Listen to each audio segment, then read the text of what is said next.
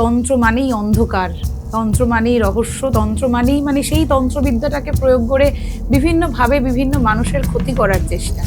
জপ তর্পণ আহুতি করতে গেলে যখন আমরা দেবীর জপ করি, দেবীর সাধন করতে শুরু করি, তখন দেবীর যারা সহচরী রয়েছে তারা বাধার সৃষ্টি করে। এগুলো আচ্ছা। সাধারণত ভূত পিশাচ। তো সেই রকমই বাধার সম্মুখীন আমাকে অনেকই হতে হয়েছে, কিন্তু এইরকম জায়গাতে দাঁড়িয়ে তারামায়ের নামই আমাকে বাঁচিয়েছে। আচ্ছা। গুরু বলেই দিয়েছিলেন যে যদি কোনো সময় কিছু ভয় হয়, আসুন না ছেড়ে তারামায়ের নাম করবি, তারামাই তোকে এসে বাঁচাবে। কাঠও কিনিনি, ওই মরারি জলা কাঠ দিয়ে ধুনি করছিলাম। আচ্ছা। তো মনে হচ্ছিল যে কিছু একটা এনার্জি বা কিছু একটা সত্তা, কোনো অশরীরী কিছু সত্তা আমার পেছনে, আমার এদিকে ওদিকে সবসময় ঘুরে বেড়াচ্ছে এবং বিভিন্নভাবে আমাকে ডিস্টার্ব করছে, আমাকে আমার ধ্যান ভঙ্গ করছে বা আমার এই মনোযোগটাকে ডিস্ট্রয় করার চেষ্টা করছে, বিভিন্নভাবে আমাকে উৎপাত করছে। কামাখ্যায় কি সত্যি নরবলি হয়? হ্যাঁ, তবে আচ্ছা। নরবলি তো অবশ্যই আছে, নরবলি নেই, নরবলিকে অস্বীকার তো করতে পারি না। এবং কামাখ্যার মতো তন্ত্রপীঠে নরবলি তো হয়েইছে। মা আসছে, আমার ছেলেকে বশীকরণ করে দিন, বউ আসছে, আমার স্বামীকে হ্যাঁ, বশীকরণ করে দিন, কোনো এক্স্যাক্টলি। পুরুষ আসছে, ওই মহিলাকে বশীকরণ করে দিন। তা তন্ত্র সাধনায় কি পুনর্জন্মের কোনো উল্লেখ আছে? এক জন্মে দেবী সিদ্ধি করা সম্ভব নয়, আচ্ছা। এটা কোনোভাবেই সম্ভব নয়। গুরু বামদেব এক জন্মে গুরু বামদেব তো হননি। না। তো এ রামকৃষ্ণদেবও এক জন্মে রামকৃষ্ণদেব হয়। তো এটা সোলের জার্নি, এটা মানুষের জার্নি। মানুষই সব কিছু নয়, আমরা দি এন্ড এটা আমরা মনে করে থাকি, কিন্তু আমরাই যে সব তা নয়।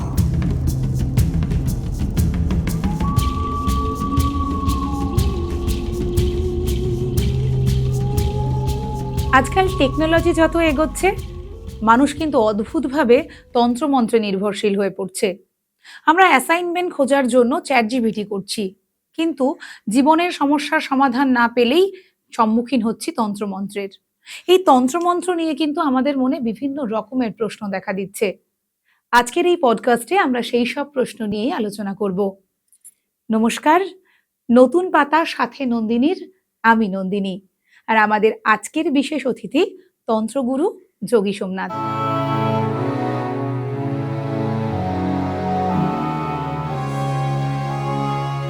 সময় খুব কম, কিন্তু জানতে হবে অনেকটা।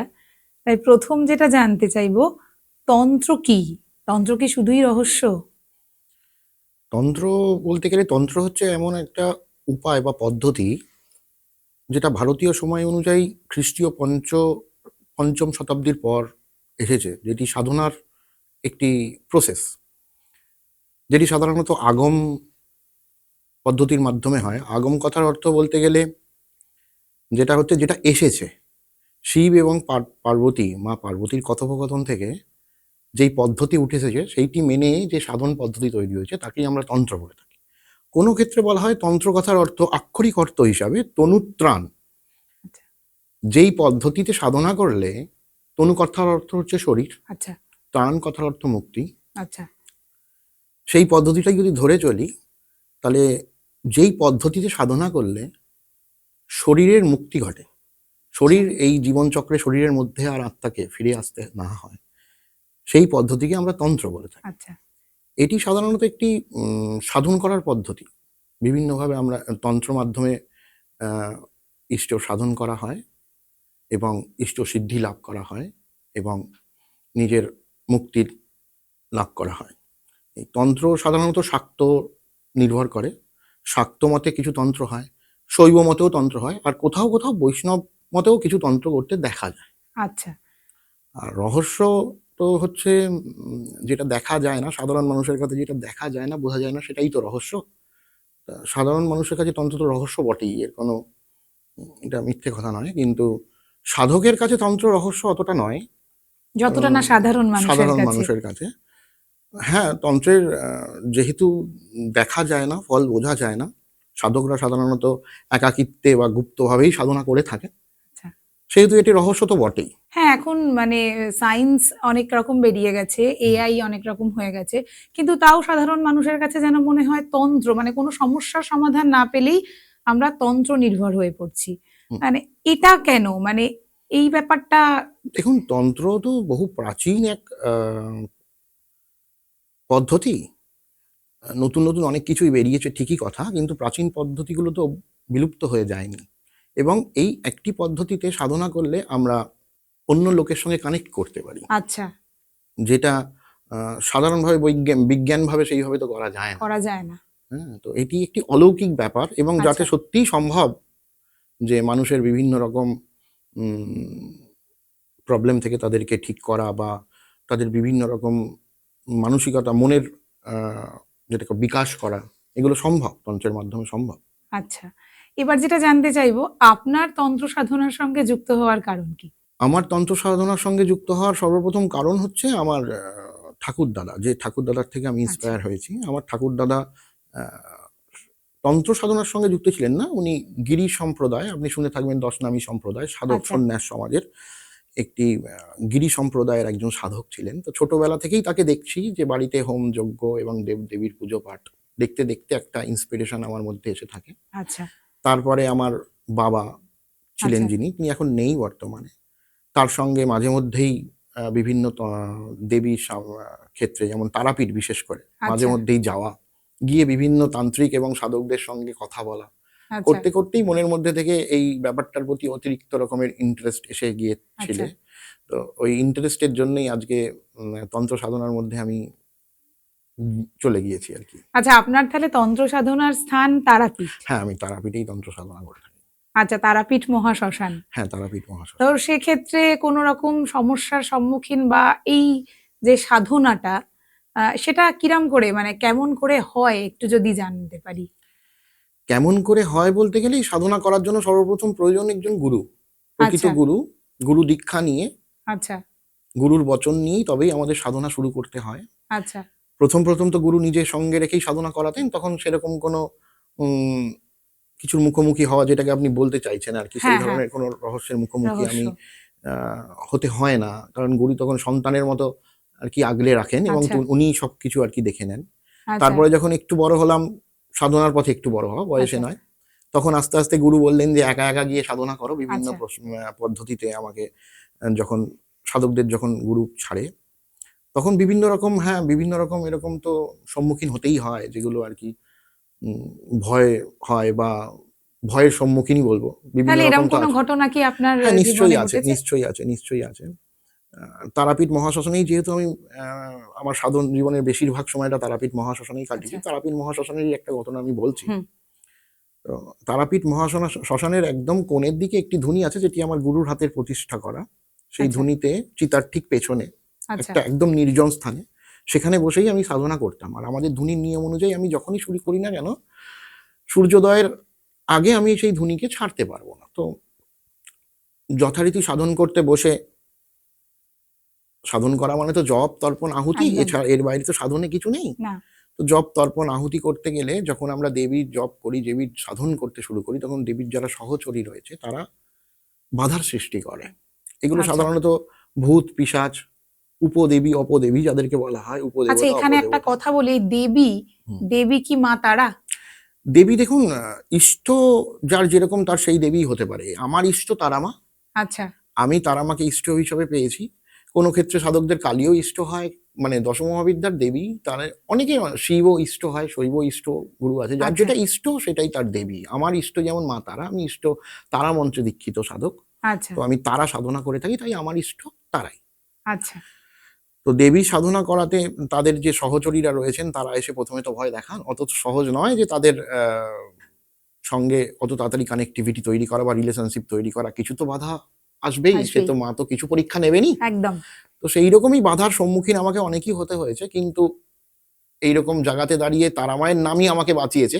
আচ্ছা, গুরু বলেই দিয়েছিলেন যে যদি কোনো সময় কিছু ভয় হয়, আসুন না ছেড়ে তারামায়ের নাম করবি, তারামাই তোকে সে বাঁচাবে। আচ্ছা, তো এরকমই একটা সময় আমার মনে হয়েছিল যে আমি ধুনি করছি, একা একা বসে জব করছি এবং ধুনিতে আহুতি করছি। তো আমার পেছন দিকটা তো আমি দেখতে পাচ্ছি না, বা সামনের দিকটাও অন্ধকার, কিছুই দেখা যাচ্ছে না, ধুনিতে টিম টিম করে আলো।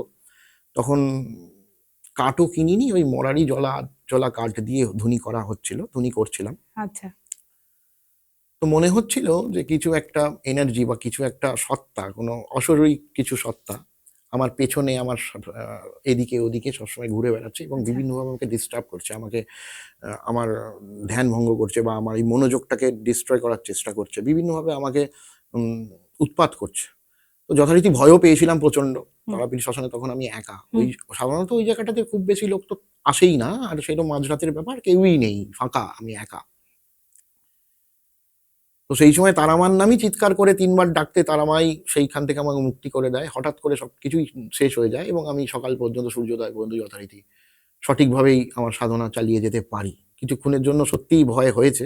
এরকম আরো কিছু, কিছু ছোট, ছোট ঘটনা আছে, তবে বিশেষ এটাই, এর বেশি কিছু নয়। এরকম খুব বেশি কিছু তো হয় না। আচ্ছা। কিন্তু মানুষের মনে, মানে আজকাল মানুষের মনে তন্ত্র নিয়ে অনেক রকম প্রশ্ন আছে, হুম। যে তন্ত্র মানেই অন্ধকার, তন্ত্র মানেই রহস্য, তন্ত্র মানেই মানে সেই তন্ত্রবিদ্যাটাকে প্রয়োগ করে বিভিন্নভাবে বিভিন্ন মানুষের ক্ষতি করার চেষ্টা। তো সেই ব্যাপারটা নিয়ে আপনি কি বলতে চাইছেন? দেখুন, ১ম এ আপনাকে বলি, এই তন্ত্র মানে অন্ধকার, এই ব্যাপারটাকে একটু ক্লিয়ার করে দিই। আচ্ছা, তন্ত্র হচ্ছে, ১ম এই বললাম, তন্ত্র হচ্ছে একটি পদ্ধতি, যেই পদ্ধতিতে সাধন ভজন করা যায়। আচ্ছা, সাধন ভজন যাই পদ্ধতি করা যায়, তার মধ্যে অন্ধকারাচ্ছন্ন তো কিছু থাকে না। যেখানে দেবদেবীর আপনি সাধন ভজন করছেন, সেখানে অন্ধকার কি আছে? সেটা তো আলোই দেখানোর পথ। সুতরাং এটাকে হ্যাঁ, অবশ্যই সেই রাস্তাটা কিছুটা অন্ধকারের মধ্যে দিয়ে যেতে হয়। এটা আমি আচ্ছা, অস্বীকার করছি না। অন্ধকারের আচ্ছা, মধ্যে দিয়ে না গেলে তো আলো দেখা যায় না। কিন্তু ওটার ডেস্টিনিটা তো আলোই। সুতরাং এটা অন্ধকার নয়। হ্যাঁ, এখনকার দিনে তন্ত্রকে কাজে লাগিয়ে যে মানুষের ক্ষতি করছে, এটাও তো খুব স্বাভাবিক। মানুষরাও চাইছে ক্ষতি করুক, তান্ত্রিকরাও নিজেদের অর্থ উপার্জনের জন্য করছে। এগুলো সমস্তই অভিচার ক্রিয়াকে কাজে লাগিয়ে করানো হচ্ছে। তন্ত্রের শটকর্ম যেটাকে বলা হয়, মারণ, আচ্ছা, উচাটন, বশীকরণ ইত্যাদি, ইত্যাদি যেগুলো রয়েছে। অ্যাকচুয়ালি গুরুমুখে শোনা কথা একটা বলি এর মধ্যিখানে। এই মারণ, উচাটন, স্তম্ভন, বশীকরণ, এই বিভিন্ন যে ক্রিয়াগুলো রয়েছে, দেবাদিদেব মহাদেব যখন মা পার্বতীকে এই সম্বন্ধে আলাপ করছিলেন বা জ্ঞান দিচ্ছিলেন, বলছিলেন, আলোচনা করছিলেন, তখন কিন্তু একটা সাধক সাধন পথে কিভাবে নিজের শরীরের শত্রুকে স্তম্ভন করবেন, মারণ করবেন, বশীকরণ করবেন, নিজেকে করে সাধন স্থানে একাগ্র থাকবেন, সেই কথাই বলা হয়েছে। আচ্ছা। এই বশীকরণটা কিন্তু আমাদের এরকম ব্যাপার কিছু নয় যে আমি রামের ওপর বশীকরণ করলাম। হ্যাঁ, এটা তন্ত্রের অপভ্রংশ বলা এবং হতে এই পারে। বশীকরণ নিয়ে অনেক কিন্তু সিনেমাও বানানো হয়েছে হ্যাঁ, এবং এই ব্যাপারটাকেই দেখানো হয়েছে। আমি বলছি, ডিটেলেই বলছি। এটা এটা ধরুন এখন বর্তমানে অপভ্রংশ বলা যেতে পারে। আচ্ছা, এটা তন্ত্রের অপভ্রংশ। অ্যাকচুয়ালি কারণটা, বশীকরণের কারণটা এটা নয়। আচ্ছা, বশীকরণ হচ্ছে, তন্ত্র করতে গেলে সাধকের বশীকরণ করতে হবে। নিজের পঞ্চ ইন্দ্রিয়কে বশীকরণ করতে হবে। নাহলে সে আচ্ছা, কি করে সাধন করবে? কি করে একাগ্রতা করবে নিজেকে ওই এক পথে? কি করে ত্যাগ স্বীকার করবে? আচ্ছা। তার মানে বশীকরণ মানে যেটা আসল মানে নিজের পঞ্চ ইন্দ্রিয়কে বশীকরণ করা। বশীকরণ করা। কিন্তু আচ্ছা, এখন ওই মন্ত্রতন্ত্রকে কাজে লাগিয়ে আমরা অভিচার ক্রিয়ার মাধ্যমে বিভিন্ন মানুষের, যে মানুষও আসছে এবং তান্ত্রিকরাও করছে। কারণ হ্যাঁ, হচ্ছে এটা একটা মানিটোরিয়াল লেনদেনের ব্যাপার হয়ে গিয়েছে। একদম। তো বশীকরণ হচ্ছে এমন একটা জিনিস, বশীকরণের ২ টো স্টেপ। একটা হচ্ছে আকর্ষণ, একটা হচ্ছে মোহন। আচ্ছা, এই ২ টো স্টেপ মিলিয়ে ৩ নম্বরে আসছে বশীকরণ। আচ্ছা, কোনটাই কিন্তু কোনটার থেকে আলাদা নয়। আচ্ছা, এগুলোর জন্য পদ্ধতি, হাজারো পদ্ধতি রয়েছে। মানে কোনো তান্ত্রিকই বলতে পারবে না যে এর একটা ফিক্স পদ্ধতি রয়েছে, আমি সব জানি। এরকম কোনো পদ্ধতি এটা বলা যাবে না। আচ্ছা, এর হাজারো পদ্ধতি রয়েছে। আগম মতে যে কিছু পদ্ধতি রয়েছে, যেগুলোর জন্য আপনাকে দেবী সিদ্ধি করতে হবে। দেবী সিদ্ধি আচ্ছা, তো করা যায় না, দেবী মন্ত্রকে সিদ্ধি করতে হবে। আচ্ছা, বিভিন্নভাবে কামিনী দেবী, মোহিনী দেবীর সিদ্ধি করতে হয়, মা কামাখ্যার সিদ্ধি হয়। কেউ চামুন্ডা দেবী দিয়ে বশীকরণ করেন, তার মন্ত্র সিদ্ধি করতে হয়। সিদ্ধি করার বিশেষ কিছু প্রসেস আছে, বিশেষ কিছু জপ আছে। সেই জপের মাধ্যমে পুনশ্চরণ করে, বিভিন্ন বিশেষ যোগে পুনশ্চরণ করে দীক্ষিত ব্যক্তিরা বিশেষভাবে পুনশ্চরণ করে সেই মন্ত্র সিদ্ধি করে সেই মন্ত্রকে কাজে লাগিয়ে বশীকরণ করতে পারে। আদিবাসী তন্ত্রতে কিছু বশীকরণ রয়েছে যেগুলোতে মেটেরিয়ালিটি নির্ভর করে, যার মধ্যে কিছু গাছগাছড়ার শিকড়, আচ্ছা, কিছু, কিছু গাছ কিছু, কিছু বিশেষ তিথিতে কিছু, কিছু বিশেষ গুণ সম্পন্ন হয়। বিশেষ, বিশেষ আদিবাসী তন্ত্র যারা করে থাকেন, বিশেষ তান্ত্রিকরা এগুলো জানেন। আচ্ছা, সেই সময়ে সেই রকম গাছগাছড়াকে তুলে নিয়ে সেই তার শিকড় কাজে লাগিয়ে সেই মেটেরিয়ালিটি দিয়ে, সেই উপকরণ দিয়ে বশীকরণ করা হয়। এখানে তন্ত্র বা মন্ত্রের কোনো প্রয়োগ সেরকমভাবে হয় না। হয় না। আচ্ছা, কিন্তু যেখানে মন্ত্রের প্রয়োগ দিয়ে করতে হবে, সেখানে অবশ্যই দেবী সিদ্ধির প্রয়োজন আছে। দেবী আচ্ছা, সিদ্ধি নয়, সরি আমি ভুল বললাম। দেবী সিদ্ধি করাটা সম্ভব নয়। মন্ত্র সিদ্ধি করতে হবে। সেই আচ্ছা, মন্ত্রের গুণকে সিদ্ধি করতে হবে। তবেই সেই মন্ত্র দিয়ে আপনি বশীকরণ করতে পারবেন। আচ্ছা, বশীকরণ করার আগে আকর্ষণ খুব বেশি প্রয়োজন। কারণ দেখুন, সাধারণত বশীকরণ কিন্তু, আরেকটা কথা বলি, বশীকরণ কিন্তু শুধুমাত্র মানুষের উপরে নয়, জন্তু জানোয়ারের উপরেও করা সম্ভব।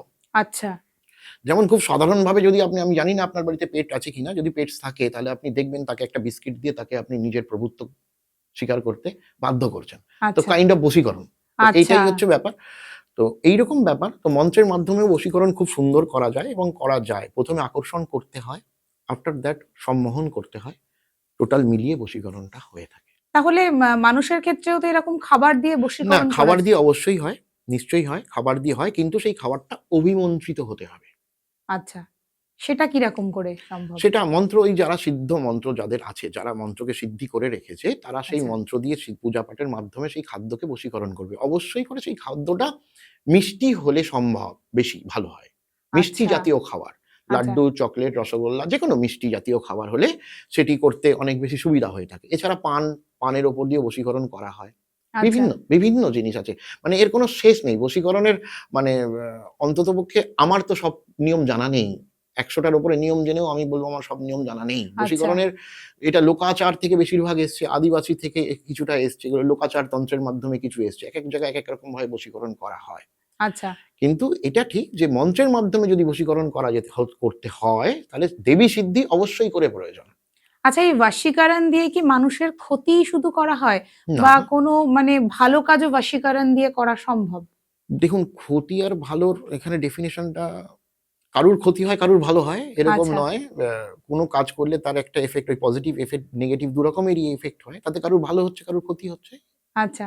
আপনার কাছে এমন কোনো ক্লায়েন্ট এসছেন যারা এই বশীকরণ ব্যাপারটা নিয়ে কোনো ঘটনা আপনার কাছে এমন একজন হ্যাঁ, এই তো এসছে বা মেক্সিমাম, তিনি মানে আমি মেক্সিমামই এখন বশীকরণ, মারণ এই ধরনের ভক্তই বেশি আছে আরকি। তারা এইসবই চাইছে। তারা আচ্ছা। আ মা আসছে আমার ছেলেকে বশীকরণ করে দিন, বউ আসছে আমার স্বামীকে হ্যাঁ, বশীকরণ করে দিন। এক্সাক্টলি, কোনো এক্সাক্টলি। পুরুষ আসছে ওই মহিলাকে বশীকরণ করে দিন। এইগুলোই। এগুলোতে কি হ্যাঁ, বিশেষ করে বলব বলুন? কিন্তু সব ক্ষেত্রে সম্ভব হয়ে ওঠে না। এরকম নয় যে সব ক্ষেত্রেই সম্ভব হয়ে ওঠে। তাহলে তো প্রত্যেকজন এসে ওই এখন যেমন আছে ওই সালমান খানকে বশীকরণ করে নেবে। সেটা তো সম্ভব হয়ে ওঠে না না। একদমই না। তো সব ক্ষেত্রে সম্ভব হয় না। কিছু কানেকশন, কিছু লিঙ্ক তো আমাদের প্রয়োজন হয়। সেই লিঙ্কগুলো না থাকলে সবসময় সম্ভব হয়ে ওঠে না। যার কারণে ১ম এ আকর্ষণ করে ধরুন আপনি একজন ব্যক্তিকে বশীকরণ করতে আমার কাছে এলেন, তো ১ম এই আকর্ষণের প্রয়োগ হবে। আচ্ছা, ব্যক্তিটি যদি দূরে থাকে তাকে তাহলে নিজের কাছে নিয়ে আসতে হবে। ফিজিক্যালি না হলেও মেন্টালি। আচ্ছা, আফটার দ্যাট তাকে মোহন করতে হবে। মোহিত করতে হবে। আচ্ছা। হুম? তো এইভাবে বশীকরণের কিছু প্রসিডিওর আছে। সেই তাহলে এই যে আমরা যেমন জানলাম যে খাবার জিনিস দিয়ে হুম, হুম, বশীকরণ করা যায়। হুম, হুম। তো জামাকাপড়ের ক্ষেত্রেও নিশ্চয়ই, নিশ্চয়ই। জামাকাপড় দিয়েও তো বশীকরণ করা যায়। খাবার দিয়ে বশীকরণ যায়, কাপড় দিয়ে বশীকরণ করা যায় এবং কিছু উপাদান আছে যার গায়ে দিয়ে দিলেও বশীকরণ হতে পারে। যেমন কিছু আচ্ছা, পালক আছে, চাল আচ্ছা, আছে, কিছু জিনিস সবকিছু অভিমন্ত্রিত হতে হবে। আচ্ছা, মন্ত্র দ্বারায় অভিষিক্ত, মানে আমাকে অভিমন্ত্রিত করতে হবে, তবেই সেগুলো অ্যাক্টিভ হবে। এরম নয় আচ্ছা, যে এমনি দিয়ে দিলাম হয়ে গেল। আমি বললাম আপনি দিয়ে দিলেন হয়ে গেল। এরম ব্যাপার কিছু নেই। ওটা মেটেরিয়ালিটি আছে, আপনার কিছু গাছের শেকড়ে আছে। যেটা লোকাচার, যেটা আদিবাসী তন্ত্র আমাদের, আপনি জেনে থাকবেন। আদিবাসী তন্ত্রেতে কিছু মেটেরিয়ালিটির ব্যাপার আছে। কিছু গাছের আচ্ছা, কিছু গুণ আছে। কিছু তিথিতেই হয়। সব তিথিতে ওই গাছের ওই গুণ থাকে না। কিছু গাছের নাম আমি বলছি আপনাকে। যেমন শ্বেত লজ্জাবতী, শ্বেত অপরাজিতা। আচ্ছা, এই বিভিন্ন গাছের কিছু গুণ আছে। বিশেষ তিথিতে, বিশেষ পদ্ধতি অনুযায়ী সেই গাছ তুলে নিয়ে এসে করা হয় আরকি। আচ্ছা, এই আদিবাসী তন্ত্র বলছেন, হুম। এইটা নিয়ে একটুখানি জানতে চাই। আদিবাসী তন্ত্র বলতে গেলে এটার মধ্যে আম শাস্ত্রীয় কিছু নয়। শাস্ত্রীয় এখানে কিছু ব্যাপার নেই। লোকাচারই বলতে পারেন। আচ্ছা, কিছু তন্ত্র আছে, যেমন আপনার এখন খুব বিখ্যাত, মানে এখন আপনিও শুনে থাকবেন পুতুল তন্ত্র। হ্যাঁ, পুতুল পুতুল তন্ত্র তন্ত্র, এক্সাক্টলি। বান মারা। বান মারা আছে, হ্যাঁ। এইসব জিনিসগুলো সব আদিবাসী তন্ত্র। এই আচ্ছা, পুতুল তন্ত্রটা এসছে, পুতুলকে বলা হয় ভুডু। আচ্ছা, এটা এসছে দক্ষিণ আফ্রিকার আদিবাসীদের থেকে। ভুডু। ভুডু। এটা আচ্ছা, অ্যাকচুয়ালি হয়েছিল যে ওখানে দেখুন আদিবাসীদের মধ্যে ওদের তো শহরের সঙ্গে কানেকশন খুব বেশি নেই। না, কারো রোগ ভোগ তো সবারই হয়। তো রোগ থেকে উদ্ধার পাওয়ার জন্য, রোগ নিরাময়ের জন্য এই ভুডু তন্ত্র তৈরি হয়েছিল। আচ্ছা, ওইখানে একটি পুতুল তৈরি করা হয়। বিভিন্ন মেটেরিয়াল আছে। কাপাস তুলো, কিছু গাছগাছড়া, কিছু ঘাস আছে। আচ্ছা, সেই দিয়ে একটা পুতুল তৈরি করে কালো কাপড় দিয়ে মুড়ে যে ব্যক্তির ওপর এই তন্ত্রকে প্রয়োগ করা হবে, আচ্ছা, তার স্মেল, মানে চুল, জামাকাপড় ইত্যাদি। আচ্ছা, মোট কথা স্মেল। সেইটার মধ্যে দিয়ে বিভিন্ন যন্ত্র আছে। যন্ত্রের মধ্যে পুতুলটাকে প্রতিষ্ঠা করে তার মধ্যে সেই ব্যক্তির প্রাণ প্রতিষ্ঠা করা হয়। আচ্ছা, এবং সেই পুতুলটির মধ্যে ক্রিয়া করলে সেটি সেই ব্যক্তির ওপরে এফেক্টিভ হয়। আচ্ছা, এটি সাধারণত মানুষকে শারীরিক অসুস্থতা থেকে মুক্তি দেওয়ার জন্যই এই পদ্ধতি তৈরি পদ্ধতি। হয়েছে। কিন্তু বর্তমানে যেহেতু ওই অপভ্রংশ, অপভ্রংশ, একদম। যেটা মানে ওটা যেহেতু প্রাণ প্রতিষ্ঠা করে আমি ওই মানুষের এনার্জিটাকে এর মধ্যে শিফট করছি, অ্যাকচুয়ালি এনার্জি শিফট তো হয় না, অ্যাকচুয়ালি প্রাণ প্রতিষ্ঠা করছি মানে এফেক্টিভ হয়ে যাচ্ছে, তখন আচ্ছা। এর মধ্যে বান মারা হচ্ছে, বিভিন্নভাবে ক্ষতিকারক কর্ম করা হচ্ছে, আহ, হ্যাঁ, পুতুল তন্ত্রকে কাজে লাগিয়ে প্রচুর বিভিন্নভাবে ক্ষতি ক্ষতি করা হচ্ছে হচ্ছে। actually। হ্যাঁ, এখন করা হচ্ছে, হচ্ছে না ক্ষতি তা করা নয়। হচ্ছে এবং সেই সংক্রান্ত বিভিন্ন রকম সিনেমা দেখানো হচ্ছে। হুম, সেই জন্য মানুষ বোধহয় এর প্রতি আকর্ষণটা মানুষের আকর্ষণও বেশি। বেড়ে যাচ্ছে। এক্স্যাক্টলি, এবার এক্স্যাক্টলি। এই পুতুল তন্ত্র ব্যাপারটা যদি আরেকটুখানি আমাদের এই তো বললাম বুঝিয়ে। পুতুল তন্ত্র, পুতুলটা হচ্ছে, পুতুলটার বিশেষ নাম হচ্ছে ভুডু। ভুদু। ওটাকে আচ্ছা, ভুডু বলা হয়। আচ্ছা, তো দক্ষিণ আফ্রিকা থেকে এসছে, ওটা আমাদের ভারতবর্ষের তন্ত্র নয়। আচ্ছা, আর কোনো শাস্ত্রতেই ওই তন্ত্র নেই, কোনো এরকম নয় যে কোনো শাস্ত্র, কোনো বৈদিক, কোনো বেদে এই তন্ত্রের উল্লেখ রয়েছে। এটা একটি আচ্ছা, লোকাচার তন্ত্র আমরা বলে থাকি, আচ্ছা, দেশাচার তন্ত্র, দেশাচার আচ্ছা, বা লোকাচার যেটাকে বলা হয় সেই রকম আচ্ছা, ব্যাপার। এটা আদিবাসীদের মধ্যে থেকে দেখা যায়, বংশ পরম্পরায় কিছু শিক্ষা ওরা পেয়ে থাকে, সেই হিসাবে এটাকে ব্যবহার করা হয়। তো প্রথমে এটি তো শারীরিক অসুস্থতাকে নিরাময় করার জন্যই হয়েছিল, হ্যাঁ, কিন্তু বর্তমানে আমাদের দেশেও আমি দেখি, আমাদের তারাপীঠেও দেখি, অ্যাকচুয়ালি হ্যাঁ, বাংলাতে তো খুব বেশি হচ্ছে, কামাখ্যাতেও হ্যাঁ, হয়ে থাকে, একদম, ওই পুতুল তৈরি করে, পুতুলের বিশেষ, আগেও বললাম কাপাস তুলো লাগে, কিছু বিশেষ ঘাস, কিছু গাছগাছরা আছে, সেগুলো আচ্ছা, দিয়ে পুতুলটা তৈরি করতে হয়। হ্যাঁ, তার মধ্যে যে ব্যক্তির ওপর এই তন্ত্র প্রয়োগ করা হবে, আচ্ছা, তার শরীরের কিছু স্মেল লাগে, তার আচ্ছা, ঘামযুক্ত কাপড়, আচ্ছা, চুল, এই ধরনের কিছু জিনিস লাগে, যেটা দিয়ে ছবি আচ্ছা, দিয়ে ওই পুতুলের মধ্যে ওগুলোকে অ্যাটাচড করতে হয়।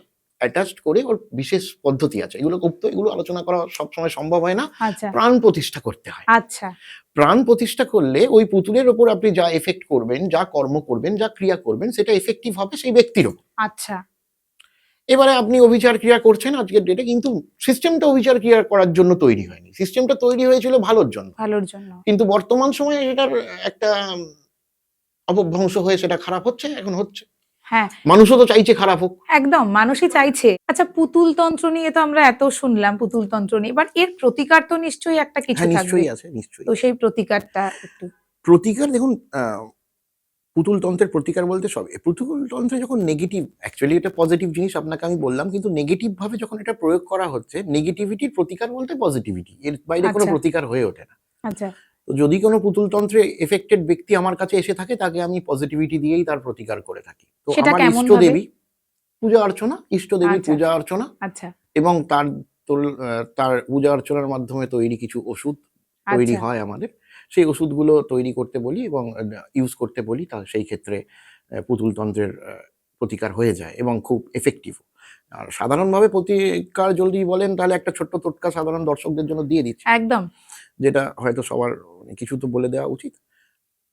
মানুষ যদি কারোর ওপর এরকম তন্ত্রের কোনো, যে কোনো অভিচার ক্রিয়াতেই, শুধু পুতুল তন্ত্রের কথা বলছি না, যে কোনো অভিচার ক্রিয়ায় যদি ফিল করতে পারেন যে আমার মধ্যে কোনো অভিচার ক্রিয়া কাজ করছে, তাহলে আপনি যেখানে শোবেন, অবশ্যই পূর্ব দিকে আচ্ছা, মাথা করে শুয়ে রাত্রিবেলা ঘুমানোর সময় মাথার সামনে একটা টুল বা টেবিলের ওপর একটা তামা বা পিতলের কলসি নিতে হবে, ছোট আচ্ছা, ছোট ঘট।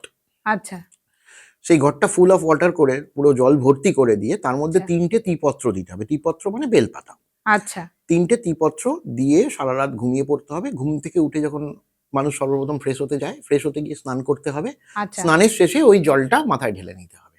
এটা আচ্ছা, 3 দিন করলে যে কোনো রকম অভিচার ক্রিয়া এবং এই পুতুল তন্ত্র বলুন হ্যাঁ। বা ইত্যাদি ইত্যাদি, এই অভিচার ক্রিয়া দোষ খণ্ডন হয়ে যাবে এবং আপনি রিলিফ বোধ করবেন। আচ্ছা, কারোর ওপরে এই ক্রিয়াটা করা হয়েছে, হুম। সেটা সে বুঝবে কি করে? দেখুন, ক্রিয়ার, যে কোনো ক্রিয়ার সর্বপ্রথম হচ্ছে আমাদের সব থেকে বেশি অ্যাবজর্বিং ক্ষমতা আমাদের বডির। একদম।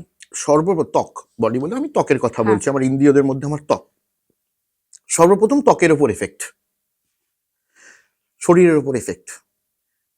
শরীরের মধ্যে সব থেকে বেশি ডেলিকেটেড হচ্ছে পেট, আচ্ছা, তাই জন্য প্রথম এফেক্টটা হয় পেটে, আচ্ছা, ফার্স্ট এফেক্ট হচ্ছে আপনার পেটে। আচ্ছা। হজমের প্রবলেম, সবকিছু পেটজনিত সমস্ত রকম সমস্ত প্রবলেম রকম শুরু হয়ে গেল। প্রবলেম। তারপরে আচ্ছা, স্কিনের মধ্যে বিভিন্ন রকম প্রবলেম শুরু হয়ে গেল। আচ্ছা, তারপরে রাতে ঘুম না আসা, কানের কাছে ফিসফিস, রাতে হঠাৎ করে রাত 2টো থেকে 3টের ভেতরে হঠাৎ হঠাৎ অকারণেই ঘুম ভেঙে যাওয়া, আচ্ছা, এই বিভিন্ন রকমগুলো। চুল ওঠা তো সাধারণ একটা ব্যাপার, সবারই চুল ওঠে, কিন্তু অতিরিক্ত মাত্রায় চুল ওঠা, আচ্ছা। এইসব জিনিসগুলো থেকে আপনি বুঝতে পারবেন, এবং বুঝতে পারবেন যে আপনার উপর কোনো অভিচার ক্রিয়া করা অবিচার কে হয়েছে। করা এবং হয়েছে? সর্বপ্রথম ডাক্তারের কাছে যাওয়া উচিত। ডাক্তার দেখানোর পরেও যদি কোনো শুভফল না হয়, তখন এটা ডিসিশন নেওয়া উচিত যে আমার উপর অবিচার ক্রিয়া করা হয়েছে। আচ্ছা সর্বপ্রথমই এরকম হলো, আমি ভাবলাম পেটে বদহজম হলো, না তান্ত্রিকের কাছে চলে যাই, ব্যাপারটা এরকম নয়। আচ্ছা, আগে আপনি ডাক্তারের কাছে ডাক্তারের যান, কাছে গিয়ে তারপরেও যদি না কমে তখন আপনি গ্যারেন্টেড হয়ে গেলেন এখানে অবিচার ক্রিয়া হয়েছে, তার হয়েছে। এটা থেকে মুক্তির পথ কোনো তান্ত্রিকই দিতে পারবে, আচ্ছা দেন আপনি তান্ত্রিকের কাছে যান। আচ্ছা, এইবার আসি, এই যে বান মারা বলে না, অনেকে বলে না তার মানে আমার উপরে বান মেরেছে বা ওই মানুষটার উপরে বান মেরেছে, হুম। এই বান মারা ব্যাপারটা কি? বান মারা ব্যাপারটা হচ্ছে, দেখুন এটা কোনো শাস্ত্রীয় কর্ম নয়। আচ্ছা শাস্ত্রে পুতুল তন্ত্রের মতো এটারও কোনো উল্লেখ নেই। আচ্ছা এটাও সেই লোকাচার তন্ত্র। আচ্ছা তবে হ্যাঁ, এই তন্ত্রের উল্লেখ অন্যান্য বইতে, মানে শাস্ত্র বিনাও তো কিছু বই আছে, সেই একদম। বইতে বান মারার কথা অবশ্যই লেখা আছে। বান মারা একটা প্রসেস হয়, হয় না যে তা নয়। বান সাধারণত মানুষের ক্ষতি করার জন্য, এটি অভিচারী ক্রিয়া বটে, কিন্তু শাস্ত্রীয় নয়। আচ্ছা এটাকে আমরা তন্ত্র বলতে পারি না। তন্ত্র যেহেতু বিশেষ একটি শাস্ত্র, আচ্ছা এটাকে আমি শাস্ত্রীয় বলতে পারি না বলে তন্ত্র বলতে পারি না। অভিচার ক্রিয়ার মধ্যে একটি অভিচার ক্রিয়া বলতে পারি, যেটা প্রচন্ড পরিমাণে মানে অতিরিক্ত, মানে আর কি নিম্নভিত্তিক ক্রিয়া, মানে নিম্ন ক্রিয়া, এটা করা উচিত নয়। যাই হোক, আচ্ছা বান মারা, বান অনেক রকমের হয়। বান সাধারণত আগেকার দিনে সেই হতো না, এই গরুটি ভালো দুধ দিচ্ছে, এর খেতে ভালো ফসল হচ্ছে, তো কিছু আমি নষ্ট করে দিলাম। মারণ বান যেটাকে বলছি। সব রকম বাণী, হ্যাঁ, মারণ বান, আচ্ছা সব রকম বাণী হয়। তো এইরকম ব্যাপার আর কি এখন মানুষের উপরে প্রয়োগ হচ্ছে মারাত্মক পরিমাণে। হ্যাঁ, মারাত্মক ভাবে। মারাত্মক পরিমাণে বান, বান হচ্ছে অনেক রকমের হয়। তার মধ্যে ওই শুকনো বান খুব বেশি চলে এখন, আচ্ছা যেটা প্রয়োগ করলে আপনি, যার উপর প্রয়োগ করা হয় সে আর কি ধীরে ধীরে শুকিয়ে যায়, আচ্ছা, শুকিয়ে এটা শুকিয়ে শুকিয়ে কি যায়। করে প্রয়োগ করা হয়? এটার প্রয়োগের পদ্ধতি হচ্ছে এটা শ্মশানী ক্রিয়া, মশানে বসে করতে হয়। আচ্ছা এটা করার জন্য কিছু মশানি উপাদান লাগে, সেগুলো কখনোই ঘরে বসে করা উচিত না। আমি বলছি ওপেন প্ল্যাটফর্মে, কিন্তু কেউ ট্রাই না করলেই ভালো। আচ্ছা এর জন্য একটি মানুষের মাথার প্রয়োজন হয় আচ্ছা সর্বপ্রথম, আচ্ছা যেই মাথাটাকে আহ, মন্ত্র দ্বারা অভিমন্ত্রিত করে জাগানো হয়। জাগানো আচ্ছা কথাটা মানে হচ্ছে তার আহ, কিছু পূজা কর্ম আছে, আচ্ছা স্নানাদি কর্ম, পুকুরের জল দিয়ে স্নান হুম করানো, খই দিয়ে তার ভোগ লাগানো, কারণ আচ্ছা দিয়ে তাকে স্নান করানো, আচ্ছা তার জন্য বিশেষ কিছু জপ ইত্যাদি ইত্যাদি করে সেই মাথাটাকে চেতন করা হয়, চেতনা দেয়া হয় তার মধ্যে। আচ্ছা সেই মাথার উপরে, যার উপরে আমি বান ক্রিয়াটি করব, আচ্ছা তার ছবি বা তার দেহের হুম কোনো, ওই বললাম স্মেল, পুরো হুম হুম কাজটাই স্মেলের উপর হুম নির্ভর করে। স্মেল দিয়ে কেউ সজারুর কাঁটা ইউজ করছে, কেউ আলপিন ইউজ করে, আচ্ছা বিশেষ করে লোহার গজাল, লোহার আচ্ছা দ্বারা তৈরি গজাল, এটা সব আচ্ছা থেকে বেশি আর কি কার্যকর। লোহার দ্বারা তৈরি গজাল তৈরি করেও করছে, এবং আদিবাসীদের ক্ষেত্রে দেখা যায় তীর ধনুক দিয়েও করছে, মানে যেটা আমরা বান বলতে বুঝি, আচ্ছা সেই সেই আক্ষরিক অর্থে তীর ধনুক দিয়েও সেটার উপরে ফায়ার করছে। আচ্ছা করলে এই বান কাজ হচ্ছে। এটি একটি চালান ক্রিয়া অ্যাকচুয়ালি, আচ্ছা এগুলোকে চালান ক্রিয়া বলা হয়। ওটা চালান হচ্ছে, সেই ব্যক্তির উপর চালান হয়ে গেল। আচ্ছা এবার তার এফেক্ট, যেমন শুকনো বান মারলে মানুষ শুকিয়ে মরে যাবে, শুকিয়ে অসুস্থ হয়ে পড়বে, এবং দেহ আস্তে আস্তে বিছানায় চলে যাবে, দেহ একদম শুকিয়ে যাবে, আস্তে আস্তে আচ্ছা প্রাণহানি হয়ে যাবে। আচ্ছা ভিজে বানও আছে, তাতে ঠিক উল্টো ফল হবে, আচ্ছা মানুষের দেহ জল অ্যাবজর্ব করে ফুলতে থাকবে, আচ্ছা একইভাবে বিছানায় পড়ে গিয়ে মারা যাবে। আচ্ছা মারণ বান আছে, সেটি যদি মারে কেউ সঠিক পদ্ধতি দিয়ে, তাহলে ৩ রাত্রের মধ্যে মানুষের প্রাণহানি হতে পারে। আচ্ছা হ্যাঁ, প্রাণহানি হওয়া সম্ভব। আচ্ছা এইরকম আরো অনেক রকমের বান আছে। একটি বিশেষ বানের কথা বলি, যেটি মঞ্জু ঘোষ বান বলা হয়। মঞ্জু ঘোষ বান। হ্যাঁ, এটি আচ্ছা অনেকেই জানে, অনেকেই জানে না। এই আচ্ছা মঞ্জু ঘোষ অ্যাকচুয়ালি, মঞ্জু ঘোষ নামটা শুনলে অনেকেই ঘোষ টাইটেল, মঞ্জু নাম, ব্যাপারটা এরকম নয়। হ্যাঁ আচ্ছা মঞ্জু ঘোষ হচ্ছে শিবেরই নাম। আচ্ছা এটা নিয়ে আমি এখন বলছি না ডিটেলে, কিন্তু এই একটা বান আছে যেটি মানে কোনোভাবেই কাটানো সম্ভব নয়, বা একদম অব্যর্থ, মানে লক্ষ্য ভেদ করবেই আর কি, এরকম একটা ব্যাপার। কিন্তু সেটা কঠিন সাধনার মাধ্যম দিয়ে করতে হয়। যাই হোক, এই বানটি হচ্ছে এটা চালান। এই আচ্ছা যেমন আমরা মানে তান্ত্রিকরা প্রেত চালান, প্রেত সিদ্ধ তান্ত্রিকরা প্রেত চালান করে থাকে, তেমনি আচ্ছা বানটাও এক ধরনের চালান। আচ্ছা আর এটি প্রবেশ হয় মানুষের পা দিয়ে। আচ্ছা বিকজ অফ, কারণটা আমি বলি, কারণ হচ্ছে আপনার বডির, মানে মানুষের বডির পায়ের এই তলাটা সব থেকে বেশি পৃথিবীর সঙ্গে জুড়ে থাকে। কারণ জুড়ে মানুষ থাকে। দাঁড়িয়ে থাকুক, বসে থাকুক, শুয়ে থাকুক, পাটা কিন্তু অলওয়েজ মাটিতে আছে। আর এই বানটা চালান যেহেতু হয়, সেহেতু একটা মিডিয়া তো লাগে চালানের জন্য, একদম সেই মিডিয়াটা হচ্ছে এই মাটিটা। মাটিটা। সো পা দিয়ে এটা শুরু হয়, আচ্ছা এটা কিন্তু পা দিয়ে ওপর দিকে ওঠে। আচ্ছা, সাধারণত এইভাবেই সিস্টেম, এটা সিস্টেম তৈরি করা হয়েছে আর কি। এটা থেকে প্রতিকারের উপায়? একই রকম, এই নেগেটিভিটি থেকে পজিটিভিটি উদ্ধার করতে পজিটিভ। পারে। আচ্ছা বিভিন্ন রকম কর্ম এখন রয়েছে, যেটা দেখা যাচ্ছে করছে সবাই। পিঠে থালা ফালা লাগিয়ে থালা দিয়ে বান কাটানো আচ্ছা, হচ্ছে। আমি সাধারণত যেটা করে থাকি, মায়ের পুজো করি এবং কিছু বলি আছে, স্পেশাল কিছু বলি কর্তন করতে হয়। সেই আচ্ছা, কর্তন করে বান কাটান করা হয়। আচ্ছা, হ্যাঁ? সেই বলি করতে হয়, করে বান কাটান করা হয় আরকি। মানে এটা আমার প্রসেস। এছাড়াও আচ্ছা, বিভিন্ন সাধকের গুরু অনুযায়ী, গুরু যে পথ দেখিয়েছে সেই প্রসেসেই সে চলছে। তো আচ্ছা, বিভিন্ন সাধকের প্রসেস আলাদা হতে পারে। আচ্ছা, আমার কাছে এটাই প্রসেস। আমি মায়ের পুজো করে তার বিভিন্ন বলি আছে। বান কাটানোর জন্য কিছু স্পেশাল বলি আছে। আচ্ছা, সেই বলিগুলো করে আমি এই বানটি কাটানোর আচ্ছা। প্রসেসটাকে তৈরি করি আরকি। আপনি এইমাত্র বললেন প্রেত চালান। হুম। এই প্রেত চালান ব্যাপারটা কি?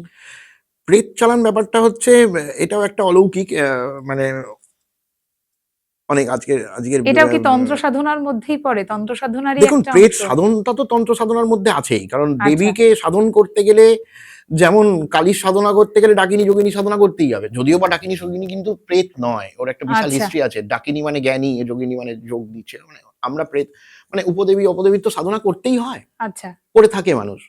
তো আ এইভাবে প্রেত সাধন করে প্রেত সিদ্ধ হয়ে কিছু তামসিক মতে সাধন করে কিছু প্রেত সিদ্ধি সাধু বা তান্ত্রিক লোক প্রেত চালান করে থাকে। ওই একই পদ্ধতিতে বানের মারা সিমিলার জিনিস। ওই মরার মাথাকে জাগ্রত করে তাই প্রেত চালানটা যে কারুর মধ্যে হয়েছে হুম, সেটা সে বুঝবে কি করে?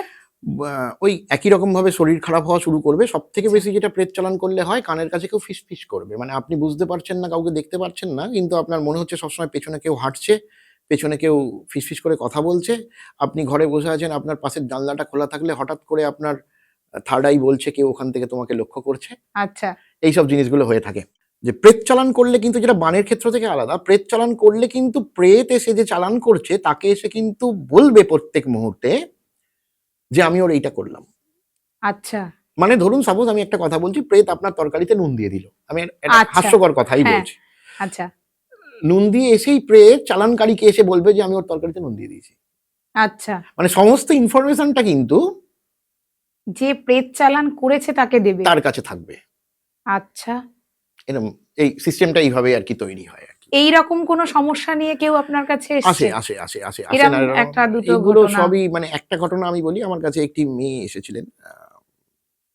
৪-৫ বছর আগেকার ঘটনা বলছি। একটি মেয়ে, বাচ্চা মেয়ে, ১৮ বছর, ১৭-১৮ বছর বয়স।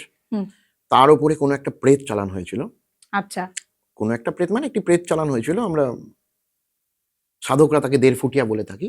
আচ্ছা, আর আদিবাসী তন্ত্রে তাকে বাম বলা হয়। আচ্ছা, বৌনা।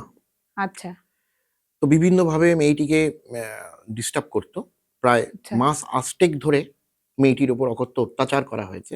আচ্ছা, এবং রাত-দিন তার কাছে একই হয়ে গেছিল। সে মানে আস্তে, আস্তে শুকিয়ে মানে মৃত্যু পর্যায়ে চলে যাচ্ছিল। আচ্ছা, তো যথারীতি আমার কাছে এসেছিল। আমি ওই হোম যজ্ঞ আমার কিছু প্রসেস আছে, মানে আমার গুরুর শিক্ষা কিছু আছে। আমার গুরু যেভাবে শিখিয়েছে সেইভাবে পুজো অর্চনার মাধ্যম দিয়ে এটার জন্য চিতাতে একটা হোম করা আবশ্যক হয় আমার জন্য। আচ্ছা, আমার পদ্ধতি অনুযায়ী। সবার যে এক হবে তা নয়। আমি আচ্ছা, বারবারই বলছি। আমার পদ্ধতি অনুযায়ী চিতাতে একটি হোম আর মন্দিরে একটি হোম করতেই হবে পূজা অর্চনা। আচ্ছা, করে সে আজকে এখনো তার সঙ্গে সম্পর্ক আছে আমার। সে আচ্ছা। এখন খুবই সুস্থ এবং ঠিকঠাক জীবনযাপন করছে। কোনো অসুবিধা কিছু নেই তার লাইফে আর। তাহলে এগুলোও ওই পূজা অর্চনার মধ্যে দিয়ে হ্যাঁ, প্রতিকার। অ্যাকচুয়ালি কি নেগেটিভিটির উদ্ধার তো পজিটিভিটি দিয়েই করতে হবে না? আপনি একদম, নেগেটিভিটির উদ্ধার তো নেগেটিভিটি দিয়ে করতে পারবেন না। একদম, অন্ধকারকে আলো ফোটানোর জন্য লাইট তো লাগবেই। আর এখানে পজিটিভিটি বলতে তো দেবী আমার, ইষ্ট। আমার একদম। ইষ্ট। আমার ইষ্ট মানে তারা, আমার কাছে তারামাই সব। আচ্ছা, যার যেটা ইষ্ট। হ্যাঁ, ইষ্টই পজিটিভিটিকে ছড়াবে এবং সেই নেগেটিভিটিকে দূর করবে। আলোর ওই অন্ধকার থেকে আলোর পথে নিয়ে চলে যাবে। একদম। এই সিস্টেম ইস দেয়ার একদম আচ্ছা সিম্পল। বাড়িতে এবার একটা কথা জিজ্ঞেস করি। এই ধরুন বাড়িতে তো সবারই বাচ্চা থাকে। হুম, এবার তার খানিকটা কিছু শরীর খারাপ হলো হুম, বা হঠাৎ করে সে একটুখানি অসুস্থ হয়ে পড়লো। হুম, সেই অসুস্থতা কমছে না। অনেক সময় ঠাকুমা দিদিমারা বলে থাকেন যে ওর তো নজর লেগেছে। আচ্ছা। এই ব্যাপারটা কি? নজর লাগা ব্যাপারটা এইটা কি ঠিক? মানে তার বাচ্চাটার কি সত্যিই নজর লেগেছে? মানে ঠাকুমা দিদিমারা বলেন এই একটুখানি লঙ্কা নিয়ে এসে সেটাকে পুড়িয়ে দিলেই তার নজরটা কেটে যাবে। এই ব্যাপারটা যদি একটুখানি বলেন। দেখুন, নজর লাগা আছে। কিন্তু নজর লাগা কথাটা বলতে একটু হাস্যকর লাগবে আপনাদের। কিন্তু তবু বলছি, যখন আপনি জিজ্ঞাসা করলেন। নজর লাগাটা হচ্ছে আপনার রাশের উপর নির্ভর করছে। সে বাচ্চা হোক, বড় হোক, সবার ক্ষেত্রেই নজর লাগতে পারে। আচ্ছা, আপনার পরিচিত কোনো ব্যক্তি যে আপনার সামনে রয়েছে, আচ্ছা, ঈর্ষা, তার মনোবৃত্তি ঈর্ষা রয়েছে, তার মনোবৃত্তিতে ঈর্ষা রয়েছে, লোভ রয়েছে, হিংসা, মানে হিংসা, লোভ এইগুলো খুব বেশি রয়েছে। তার তুলনায় আপনি সাধারণ, ওই লোভ হিংসাতে নেই আপনি, এবং আপনার রাশ হালকা, আপনার একটা কিছুতে উন্নতি হয়েছে। আচ্ছা, সেটা দেখে যে তার ঈর্ষার প্রভাবটা তার মধ্যে আসবে, সেইটা আপনার অটোমেটিক্যালি ক্যাচ করবেন এবং ওটাতেই আপনার নজর লাগবে। আচ্ছা, এটা মানে এই নয় যে কাউকে এইভাবে তাকিয়ে নজর দিতে হবে বা কিছু, এরকম ব্যাপার নয়। মনোবৃত্তির উপর নির্ভর করে। আচ্ছা, নেগেটিভ পার্সোনালিটি কিছু মানুষ আছে, আচ্ছা, কলিযুগে তো অনেক আছে, যে যারা উন্নতি দেখলে খুব দুঃখ পায়। কোনো একটা বাচ্চাকে, ওই সুন্দর ফুটফুটে বাচ্চা দেখলেই, দেখেছো বাচ্চাটা কেমন স্বাস্থ্যবান, আমার ছেলেটা এরকম নয়, এরকম একটা ব্যাপার থাকে। একদম। তো এইগুলোতে নজর দোষ লাগে, লাগে না যে তা নয়। ওই একই নিয়মে, ওই বেলপাতা ত্রিপত্র নিয়মটা বলেছিলাম, হুম, ওইভাবেই করিয়ে দেবেন ৩ দিন, তাতে কেটে যাবে। এবং ওই আচ্ছা, মায়েরা করায় ৩টে হ্যাঁ, শুকনো লঙ্কা মাথা ৩ থেকে টে পা শুকনো পর্যন্ত। লঙ্কা। আচ্ছা, এই বাচ্চাদের জন্য আমি একটা টোটকা দিচ্ছি, যেটা দেওয়াটা উচিত। অনেক বাচ্চাই এটা নিয়ে প্রবলেমে ভোগে, ওষুধ খেয়েও কাজ হয় না। তো বাচ্চার মায়েরা যারা রয়েছেন, বিছানা থেকে নামার সময়, সকালবেলা ঘুম থেকে উঠে বিছানা থেকে নামার সময়, নিজে যেটা শাড়ি বা যাই পরিধান করেন না কেন, তার আঁচল বা পাটটা দিয়ে বাচ্চাকে মাথা থেকে পা পর্যন্ত ৩ বার বুলিয়ে দেবেন। আচ্ছা, বুলিয়ে দিয়ে বিছানা থেকে বাচ্চাকে ছেড়ে নামবেন। আচ্ছা, তাহলে তার নজর দোষ, বাচ্চার ক্ষেত্রে, এটা বড়দের আচ্ছা, ক্ষেত্রে বলছি না, বাচ্চার ক্ষেত্রে নজর দোষ লাগা কমে যাবে। আচ্ছা, আরেকটা বলে দিই, নজর দোষ লাগা থেকে বাঁচার একটা, বাচ্চা বড় সকলের জন্য এই উপায়টা খুব বেশি কার্যকর হবে। সেটা হলো শুয়োরের দাঁত। আচ্ছা, যাদের খুব রাশ হালকা হয়, যাদের খুব বেশি এরকম নজর দোষ বা হাওয়া দোষ লেগে থাকে, তাদের কিন্তু একটা শুয়োরের দাঁত পরে নিলে এটা থেকে তাদের মুক্তি হবে। আচ্ছা, নজর দোষ আর হাওয়া দোষ কিন্তু একটু আলাদা। আচ্ছা, সেটা একটুখানি জানবো। হাওয়া দোষ হচ্ছে গিয়ে আপনার আমাদের এই পরিবেশের মধ্যে বিভিন্ন রকম উম নেগেটিভ এনার্জিসরাও তো থাকে। যেমন আমাদের মৃত্যুর পর যদি আমি প্রেতজনি প্রাপ্ত যারা হচ্ছে, তারাও তো এখানেই আছে, তারা তো চলে যাচ্ছে না। আচ্ছা, তো আমাদের সিস্টেম অনুযায়ী আমরা যেখানটায় বসবাস করছি, আমাদের সারাউন্ডিং কিছুটা এরিয়ার বায়ুমণ্ডল আমার মনোবৃত্তি দ্বারা প্রভাবিত হয়। আচ্ছা, তেমনি কোনো নেগেটিভ এনার্জি থাকলে তার যেখানটা সে আছে, তার এরিয়া, তার সারাউন্ডিং কিছু এরিয়া তার মনোবৃত্তি অনুযায়ী বা তার অ্যাক্টিভিটি অনুযায়ী প্রভাবিত হয়ে থাকে। আচ্ছা, কোনো মানুষ বা বাচ্চা সেই বায়ুমণ্ডল বা সেই এরিয়ার মধ্যে যদি প্রবেশ করে, আচ্ছা, তাহলে সেই ক্ষেত্রে তার হাওয়া দোষ লাগে। আচ্ছা। হুম। তা এটা নজর লেগেছে না হাওয়া দোষ লেগেছে এটা বুঝবো কি করে? এটা বুঝবে কি করে? একই ব্যাপার, দুটোর একই। মধ্যে সিম্পটম তো একই। মানে আচ্ছা, শরীরের উপর আসবে, শরীরের মনের ওপর। মধ্যে চঞ্চলতা, মেইনলি হয়ে যায় ঘুম। রাত আচ্ছা, ২টো থেকে ৩টের ভেতরে আপনার ঘুম ভাঙতে শুরু করে দেবে। এটা মানে কারণ ছাড়াই। হয়তো আপনি একদম ফুল নাইট টাইট স্লিপ করছেন। হঠাৎ করেই দেখলেন আপনার বেশ একদিন হলে এটা ভাববেন না। মানে একটা ৪-৫ দিন টানা দেখছেন ২টো থেকে ৩টের মধ্যে আপনার ঘুম ভেঙে যাচ্ছে। আচ্ছা, দেন এটা প্রবলেমেটিক। তো আচ্ছা, এটা নিয়ে আলোচনা করা প্রয়োজন। মানে আচ্ছা। এটা নিয়ে কোনো অভিজ্ঞ ব্যক্তির অভিজ্ঞ সঙ্গে আলোচনা ব্যক্তির করা সঙ্গে। প্রয়োজন। হুম। আচ্ছা, আর ওই যে বললাম ত্রিপত্রর জলে আপনি করবেন। এটা আ এই ধরনের সমস্ত রকম প্রবলেম থেকেই আপনাকে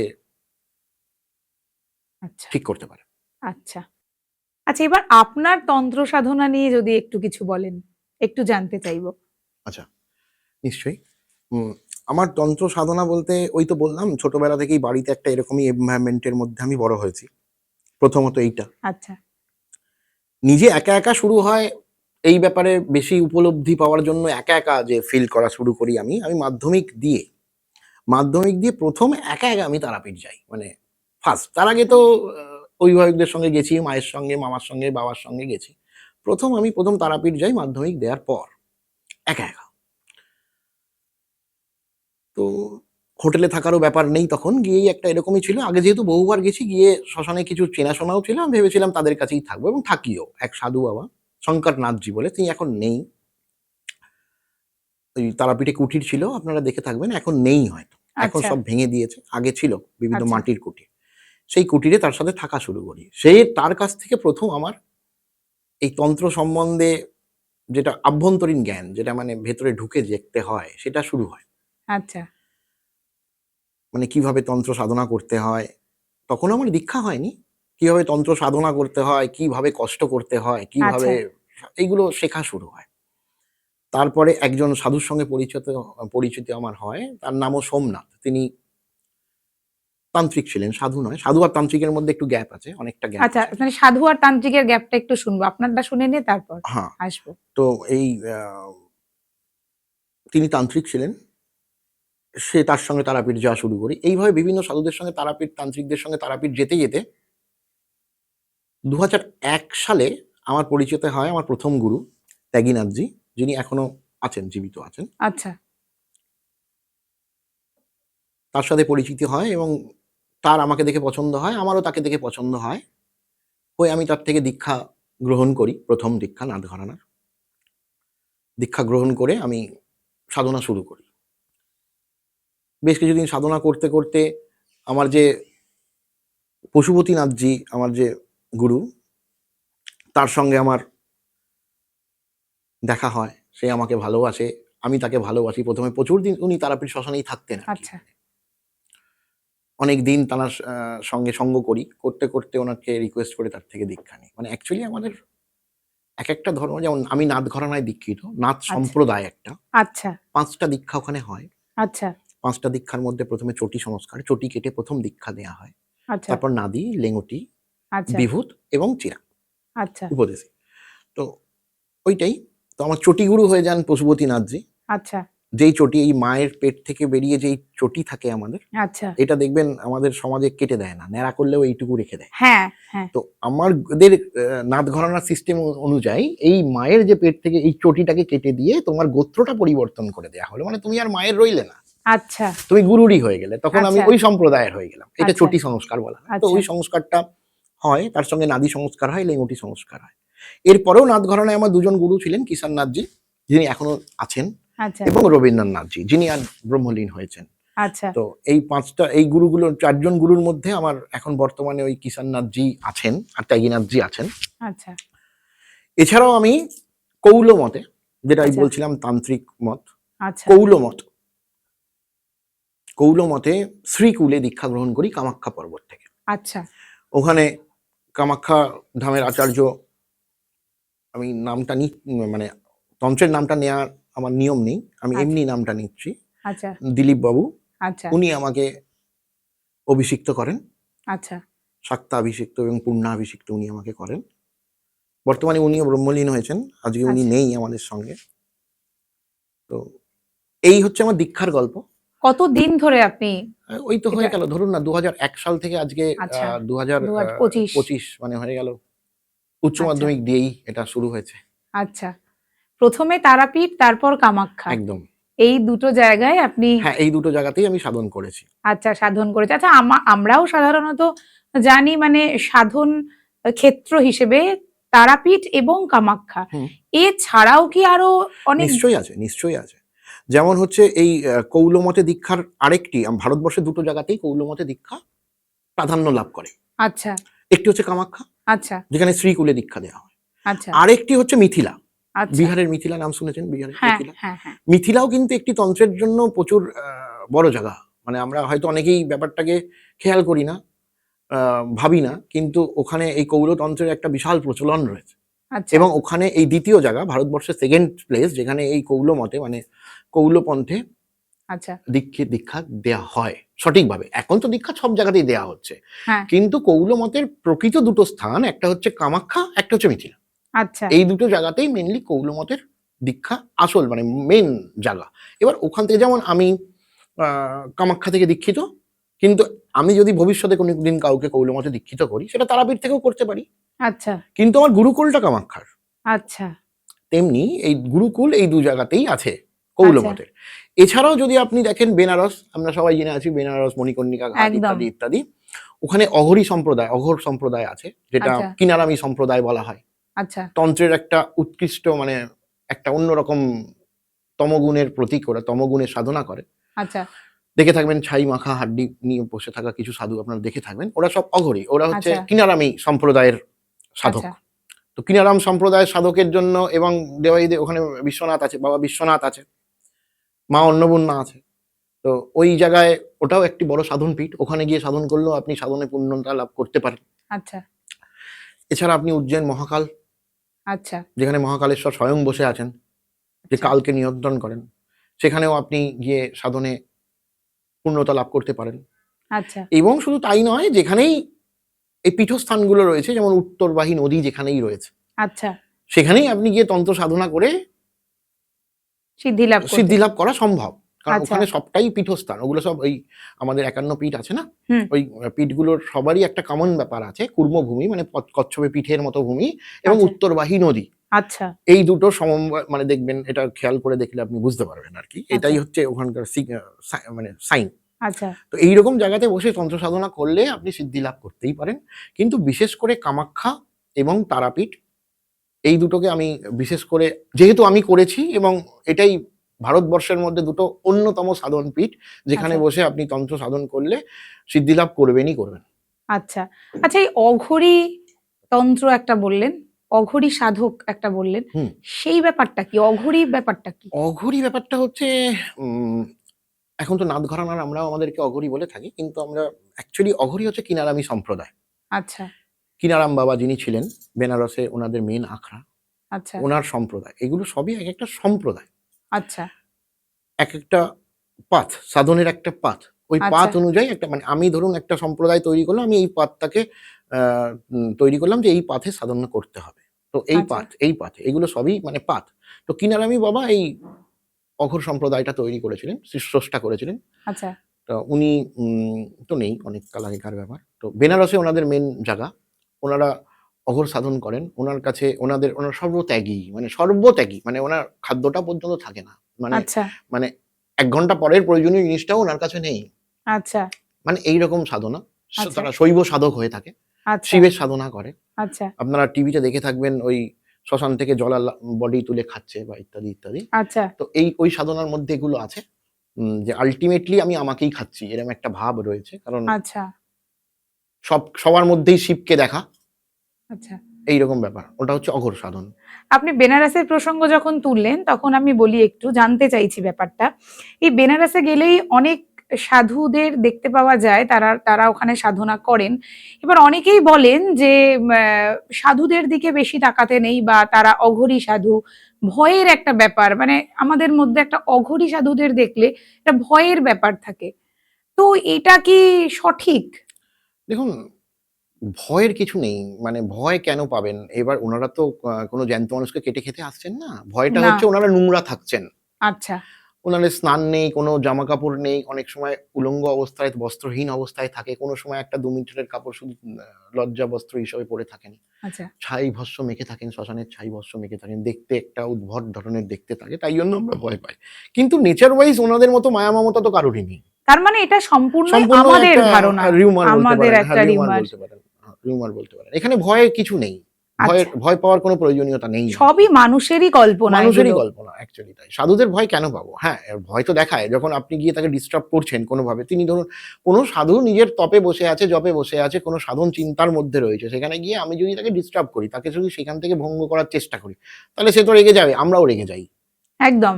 মা রান্না করছে, বাচ্চা গিয়ে তাকে বারবার ডিস্টার্ব করলে মা মাও বাচ্চাকেও রেগে যায়, থাপ্পড় দিয়ে দিচ্ছে। তো সে রেগে যাবে।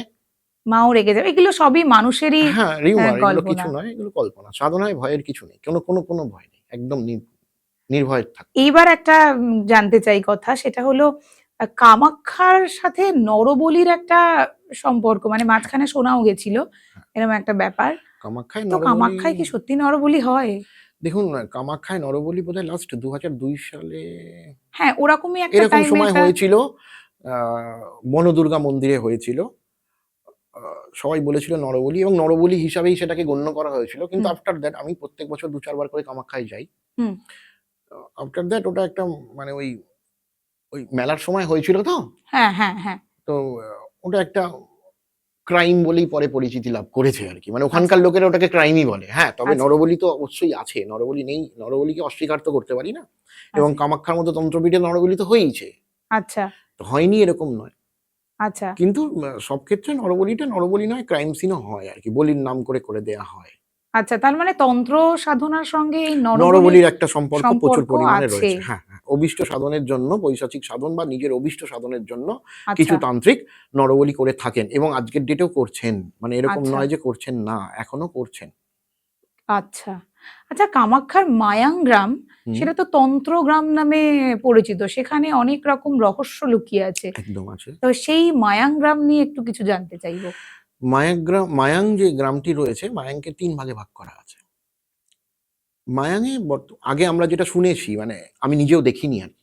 আমি শুনেছি, লোকমুখে শুনেছি। মায়াং আমি গেছি, কিন্তু ওই জিনিসগুলো শুনিনি যে মারাত্মক তন্ত্র, নরবলি। হ্যাঁ, আমি গিয়ে দেখেছি যে বিভিন্ন মন্দির, ওখানে নরবলি হতো, গল্প শুনেছি।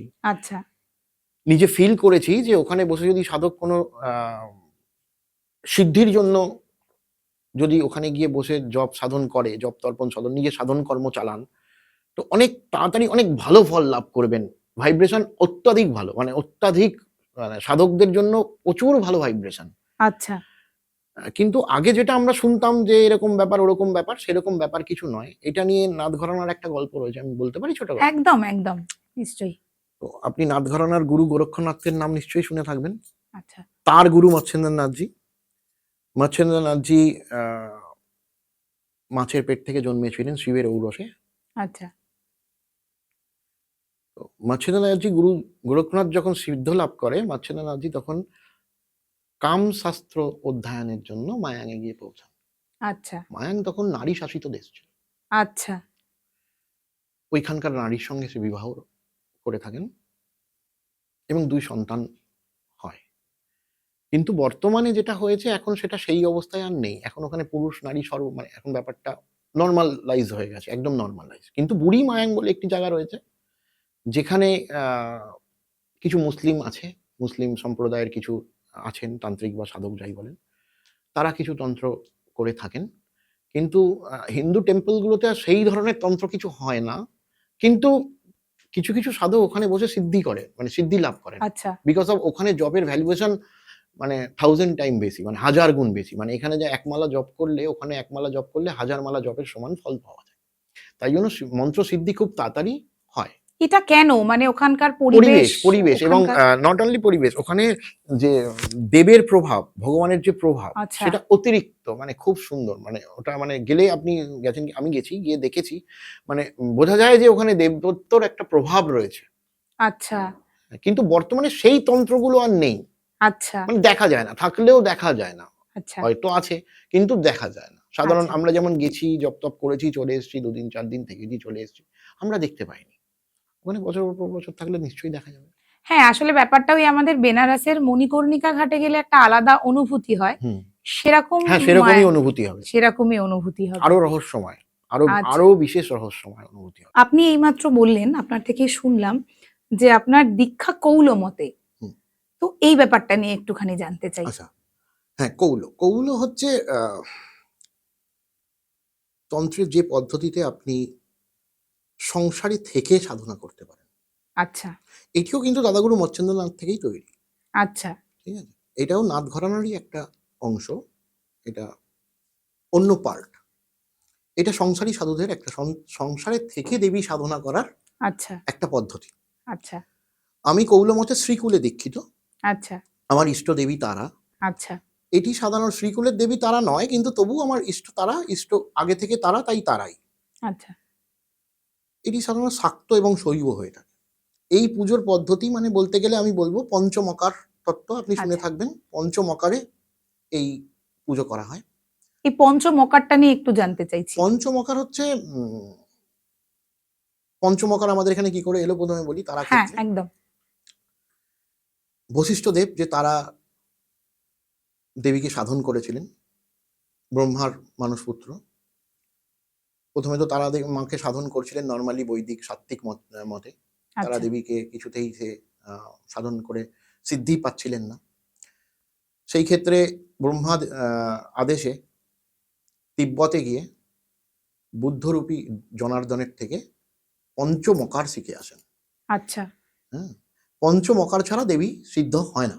আচ্ছা, এই পঞ্চমকার বলতে কি বোঝায়?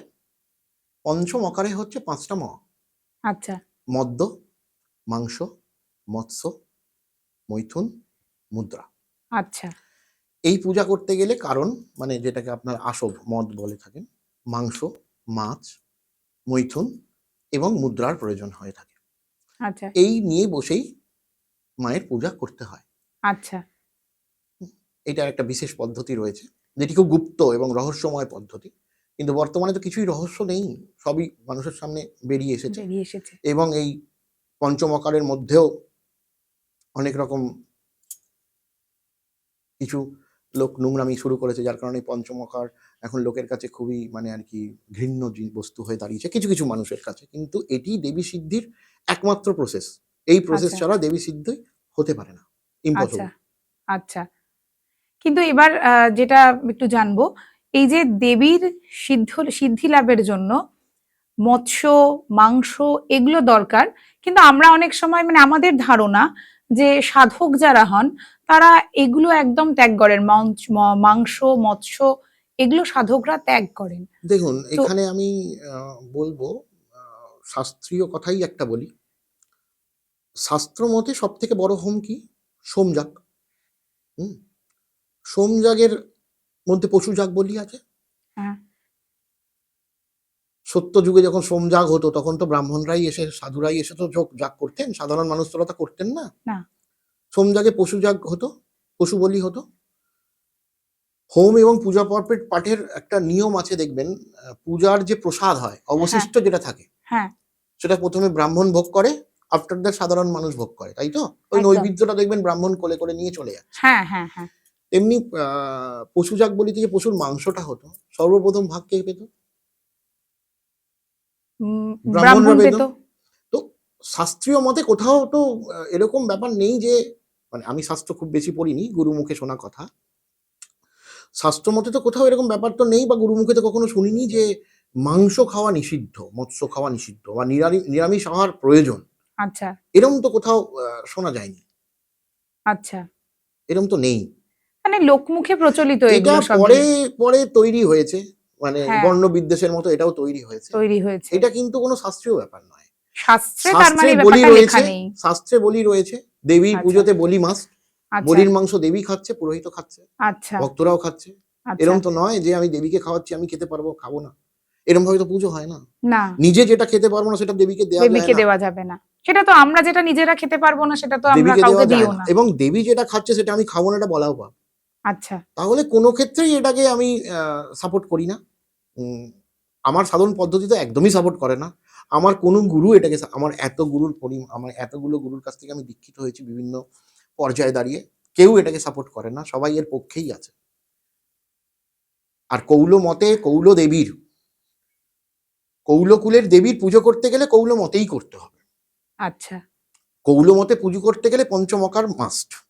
আচ্ছা। ওটা ছাড়া পুজো সম্ভব নয়। পদ্ধতিটাই তো ওটা, ওটার বাইরে তো আচ্ছা, পদ্ধতিই নেই। আচ্ছা, পদ্ধতির বাইরে আমি কি করে যাব? একদম। পদ্ধতির তো বাইরে ওটা নেই। আমি খাচ্ছি, আমি মাকে নৈবেদ্য চড়াচ্ছি, সেই নৈবেদ্য আমি খাচ্ছি। আচ্ছা, এটাই তো পুজো। আচ্ছা, মা এবং এখানে ভক্ত এবং দেবতা মা সন্তানের রূপ নিয়ে একত্রে থেকে পুজো হচ্ছে, সাধন হচ্ছে। তো এর জন্য তো এটা মাস্ট, এটা তো কিছু করার নেই। এটা নিয়মে আছে, বইয়ে আছে, পুঁথিতে আছে। তো আমি এটাকে অস্বীকার করব, এটা তো হতে পারে না। আপনি আপনার গুরুর কথা বললেন। হুম, তো এক্ষেত্রে একটা কথা, যে সঠিক তন্ত্র গুরু চেনার উপায়টা? দেখুন, এটা এক কথায় উত্তর দিচ্ছি। গুরু হবে সর্বদাতা, যে না চাইতে সব দিয়ে দেবে। অবশ্যই তন্ত্রের, সম্পত্তির কথা কিন্তু আমি বলছি না। শিক্ষার, শিক্ষার সম্পন্ন জ্ঞান যার মধ্যে রয়েছে, সে না চাইতেই শিষ্যকে দিয়ে দিচ্ছে। অবশ্যই তার ক্ষমতা অনুযায়ী। ফুটো পাত্রে জল ঢেলে তো লাভ নেই, জল তো বেরিয়েই যাবে। পাত্রের গভীরতা এবং তার সেপ অনুযায়ী তাকে সেই পদার্থ দিয়ে পূর্ণ করে দিচ্ছে, সেই হচ্ছে আসল গুরু। আর শিষ্য হচ্ছে সেই, যে এক আত্মে মাতা পিতার মতো নিজের গুরুকে সেবা করতে পারে। আচ্ছা। এটা এক কথায় জাস্ট, এটাই ইলাবোরেট করে অনেক কিছু, কিন্তু এটাই মেন থিং। আচ্ছা, তন্ত্র সাধনা মানেই আমরা মানে মনে করি অনেক কুসংস্কার, অনেক অন্ধকার। কিন্তু আপনি কি এইটা নিয়ে, এই যে মানুষের মনে এত ভুল ধারণা, তন্ত্র মানেই মানুষের ক্ষতি করছে, তন্ত্রকে ব্যবহার করে, তন্ত্র মানে একটা কুসংস্কার। আমাদের মানে আমরা তন্ত্র নিয়ে কথা বলতে গেলেই মনে করি যে তন্ত্র একটা কুসংস্কার। তাই এখান থেকে বেরিয়ে এসে আপনি তন্ত্রকে কেমন করে দেখতে চান? দেখুন, প্রথম কথা আপনার কথাতেই উত্তর আছে, কথাটা হচ্ছে কুসংস্কার। কু যেটা সেটা কুই তো। কু কুই। আপনার মানে এই যে ধারণাটা আপনার বলছি না, মানে যারা এই ধারণাটা করে সেটা কুই। মানে এটা কোনো মানে কোনো তার অস্তিত্ব নেই। তন্ত্র যেই পদ্ধতিতে আমি দেবীকে সাধন করছি, দেবীর সান্নিধ্য লাভ করছি, আমার মুক্তি হয়ে যাচ্ছে, আমি মুক্তির পথে এগোচ্ছি, সেটা কি করে কুসংস্কার হতে পারে? একদম। হ্যাঁ, এবারে কিছু আপনি বলবেন যে বিজ্ঞান যত উন্নতি লাভ করছে, তাতে কি হচ্ছে? কিছু, কিছু মানুষ বিজ্ঞানের জায়গায় থেকে এইটাকে অগ্রাহ্য করে শুধু বিজ্ঞানের উপর ভরসা করে। বিজ্ঞান কিন্তু তা করে না। বিজ্ঞান আ দেবদেবীকে কখনোই অস্বীকার করে না। আচ্ছা। 100% অস্বীকার তো করেই না। হুম, কিন্তু কিছু মানুষ করছে। সেটা তাদের ঔদ্ধত মাত্র। হুম। তাছাড়া কিছুই নয়। কুসংস্কার কিছুই নয়। যেই পথ দিয়ে আমি আ দেবদেবীর সান্নিধ্য লাভ করছি, পুজো অর্চনা করছি, নিজেকে নিজের মনের বিকাশ করছি, সেটা কি করে কুসংস্কার হতে পারে? এই কথাটা তো মানে হ্যাঁ, তন্ত্র ভিত্তিহীন। সাধকরা দেবদেবীর সাধনা করছে মানে তারা কোনো ক্ষতি করার হ্যাঁ, চেষ্টা এইখানে করছে আমি না আসছি, মানুষের। এইখানে আমি আসছি। অবশ্যই আমি আসছি। আপনি দ্বিতীয় কথা বললেন যে এই তন্ত্র দিয়ে লোকের ক্ষতি করছে। হ্যাঁ, অবশ্যই হচ্ছে। হচ্ছে না তা নয়। দেখুন, ভালো মানুষ খারাপ মানুষ তো সবই রয়েছে। তন্ত্রের ক্ষমতা মানে কিছু অলৌকিক স্পিরিচুয়াল পাওয়ার, আচ্ছা, কিছু অলৌকিক ক্ষমতার অধিকারী হওয়া। কিছু নেগেটিভ পার্সোনালিটি রয়েছে যারা কুচিন্তার অধিকারী।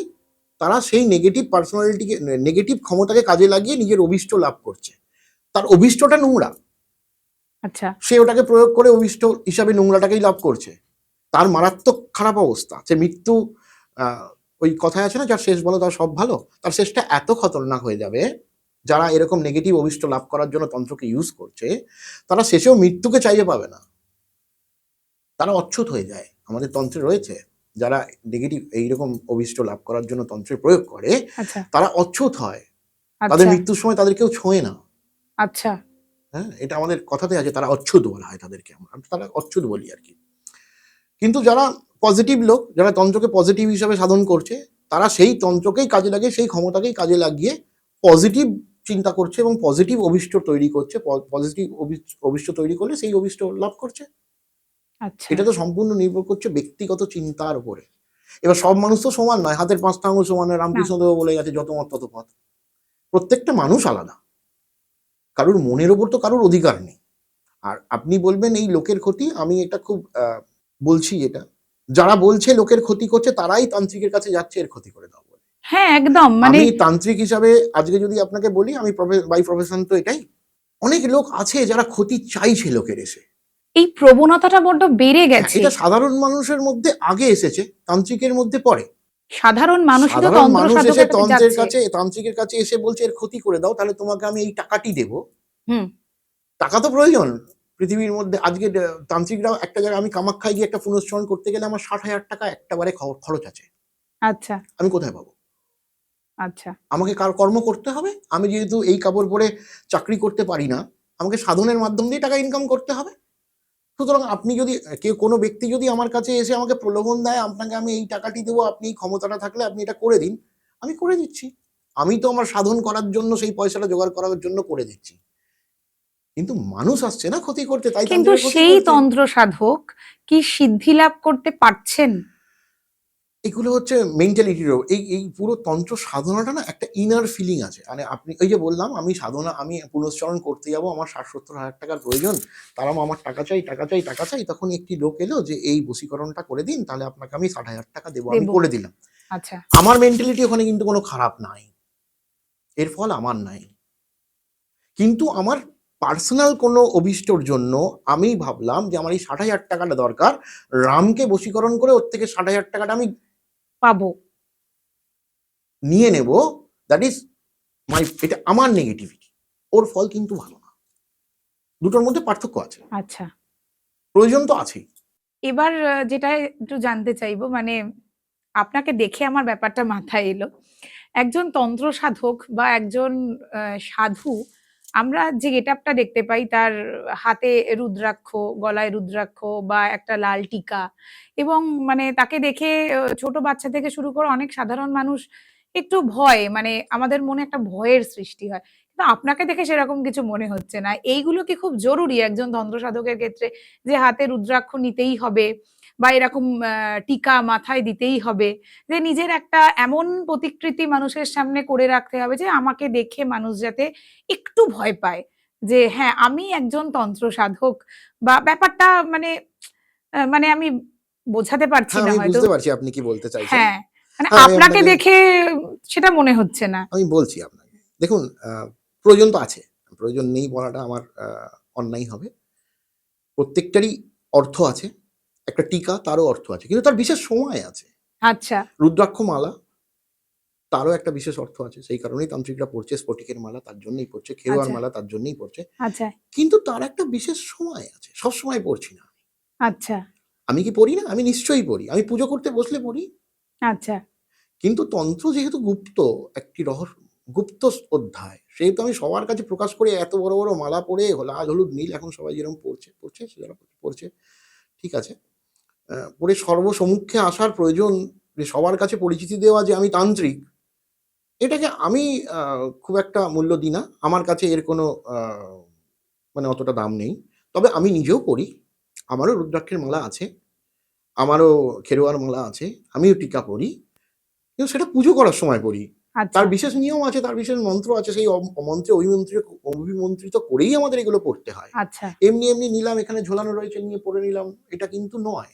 আচ্ছা। ওটা আমার মতে ওই, হ্যাঁ, ওটা আপনি যেটা বললেন নিজেকে তান্ত্রিক হিসাবে পরিচিতি লাভ করানোর জন্য এটা করা। আচ্ছা, এই রুদ্রাক্ষের মালা আপনি হুম। বললেন পুজোর সময় বা হ্যাঁ, সাধনার হ্যাঁ, সময় হ্যাঁ। পড়েন। এটা থেকে কি কোনো আলাদা এনার্জি পাওয়া যায়? কোনো পজিটিভ রুদ্রাক্ষ এনার্জি? শৈব, শৈব। সর্বপ্রথম কথা। বিভিন্ন রুদ্রাক্ষের বিভিন্ন ফল আছে।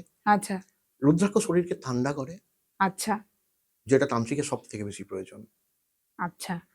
তান্ত্রিকের উত্তাপও যেমন প্রয়োজন, শীতলতাও তেমন তেমন প্রয়োজন। প্রয়োজন।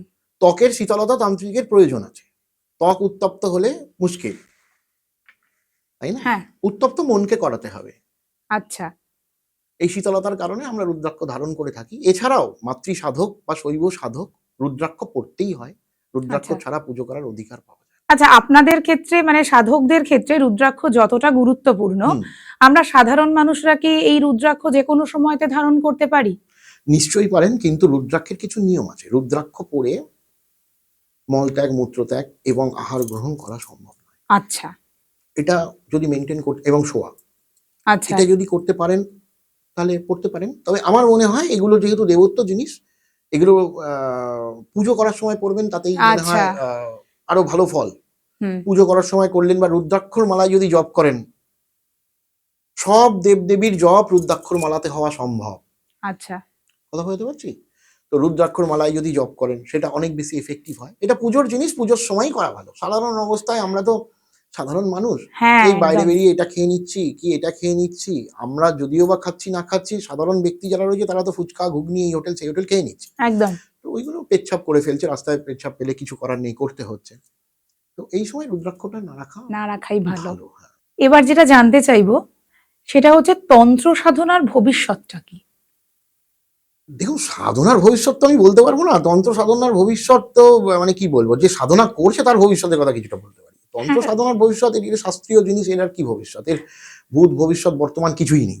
কিন্তু হ্যাঁ, সাধকদের একটা ভূত ভবিষ্যৎ বর্তমান আছে। আচ্ছা, ওই বললাম আগে, যেটা পজিটিভ চিন্তার মাধ্যম দিয়ে যদি সাধনা করা হচ্ছে তার মুক্তি লাভ হবে। সে পজিটিভিটির মাধ্যম দিয়ে তার যে ইষ্টদেবী, তার লোকে তার কোলে স্থান পাবে।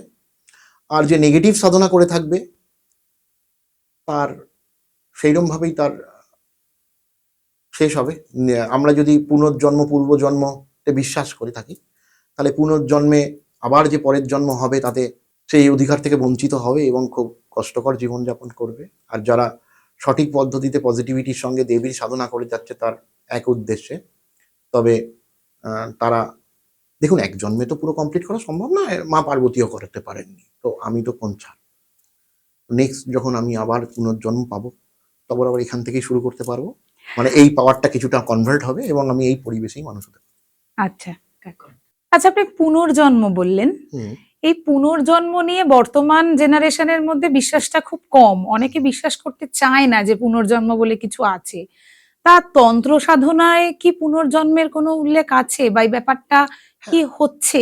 হ্যাঁ, আমরা পুনর্জন্মে বিশ্বাস করি। বিশ্বাস করি ইন দ্য সেন্স, আমরা জানি যে ৮৪ লক্ষ যোনি ভেদ করে তারপরে আমাদের যে জীবনচক্র, তার মধ্যে শেষ 4 লাখ নাকি মানুষের জন্ম হয়, তো পুনর্জন্ম তো থাকতেই হয়। আচ্ছা, এটা বিশ্বাসের ওপর আমরা বিশ্বাস করি। এবং তন্ত্র সাধনার ক্ষেত্রে পুনর্জন্মের ফলটা কিরকম হয়, দেখুন, এক জন্মে এটা মা পার্বতী আমাদের শিখিয়ে গেছেন, আচ্ছা, এক জন্মে দেবী সিদ্ধি করা সম্ভব নয়। আচ্ছা, এটা কোনোভাবেই সম্ভব নয়। গুরু বামদেব এক জন্মে গুরু বামদেব তো হননি। না, তো এ রামকৃষ্ণদেবও এক জন্মে রামকৃষ্ণদেব হয়নি। তো এইরকম ভাবেই আমরা মনে করি যে এই জন্মে যতটা সম্ভব কাজ আমি করে রাখলাম তন্ত্র সাধনার ক্ষেত্রে, আমার যেদিনকে শেষ হয়ে যাবে, আমি যেদিনকে ব্রহ্মলীন হয়ে যাব, তারপরে যখন আবার কোলে যখন এসে পড়বো, তখন যেন এর পর থেকেই আমি শুরু করতে পারি। আচ্ছা, তো এটা কানেক্টেড হয়, আমার আচ্ছা, দেখাও আছে অনেক সাধকের ক্ষেত্রে এটা কানেক্টেড হয়। এটা আচ্ছা, মানে সেই জাতকের মতো ব্যাপার নয়, ব্যাপার হচ্ছে অটোমেটিক কিছু পাওয়ার তাদের মধ্যে থাকে, যেটা আচ্ছা, আগের জন্মের সাধনের জন্য সাধনের ফলে তারা গেইন করেছে। তারপর এরা স্টার্ট করলেই ওই মিনিমাম পাওয়ারটা, সেই পাওয়ারটা তাদের মধ্যে অটোমেটিক আসে, এবং তারপর থেকে তারা ব্যাপারটাকে এগিয়ে যায়। তাদের কাছে ওই কিছু জ্ঞান আছে যেটা ইনবিল্ট হয়ে যায়, মানে অটোমেটিক্যালি ভেতরে থাকে, যেটার জন্য তাদের বেশি খাটতে হয় না। আচ্ছা, প্রফিট এই জায়গাটা একটা আছে। যদি হ্যাঁ, এটা অবশ্যই যে নেগেটিভিটিটাও যায়, পজিটিভিটিটাও যায়, এরকম নয় শুধু পজিটিভিটিটা যায়। তাই জন্য সাধকদের, যারা সাধক,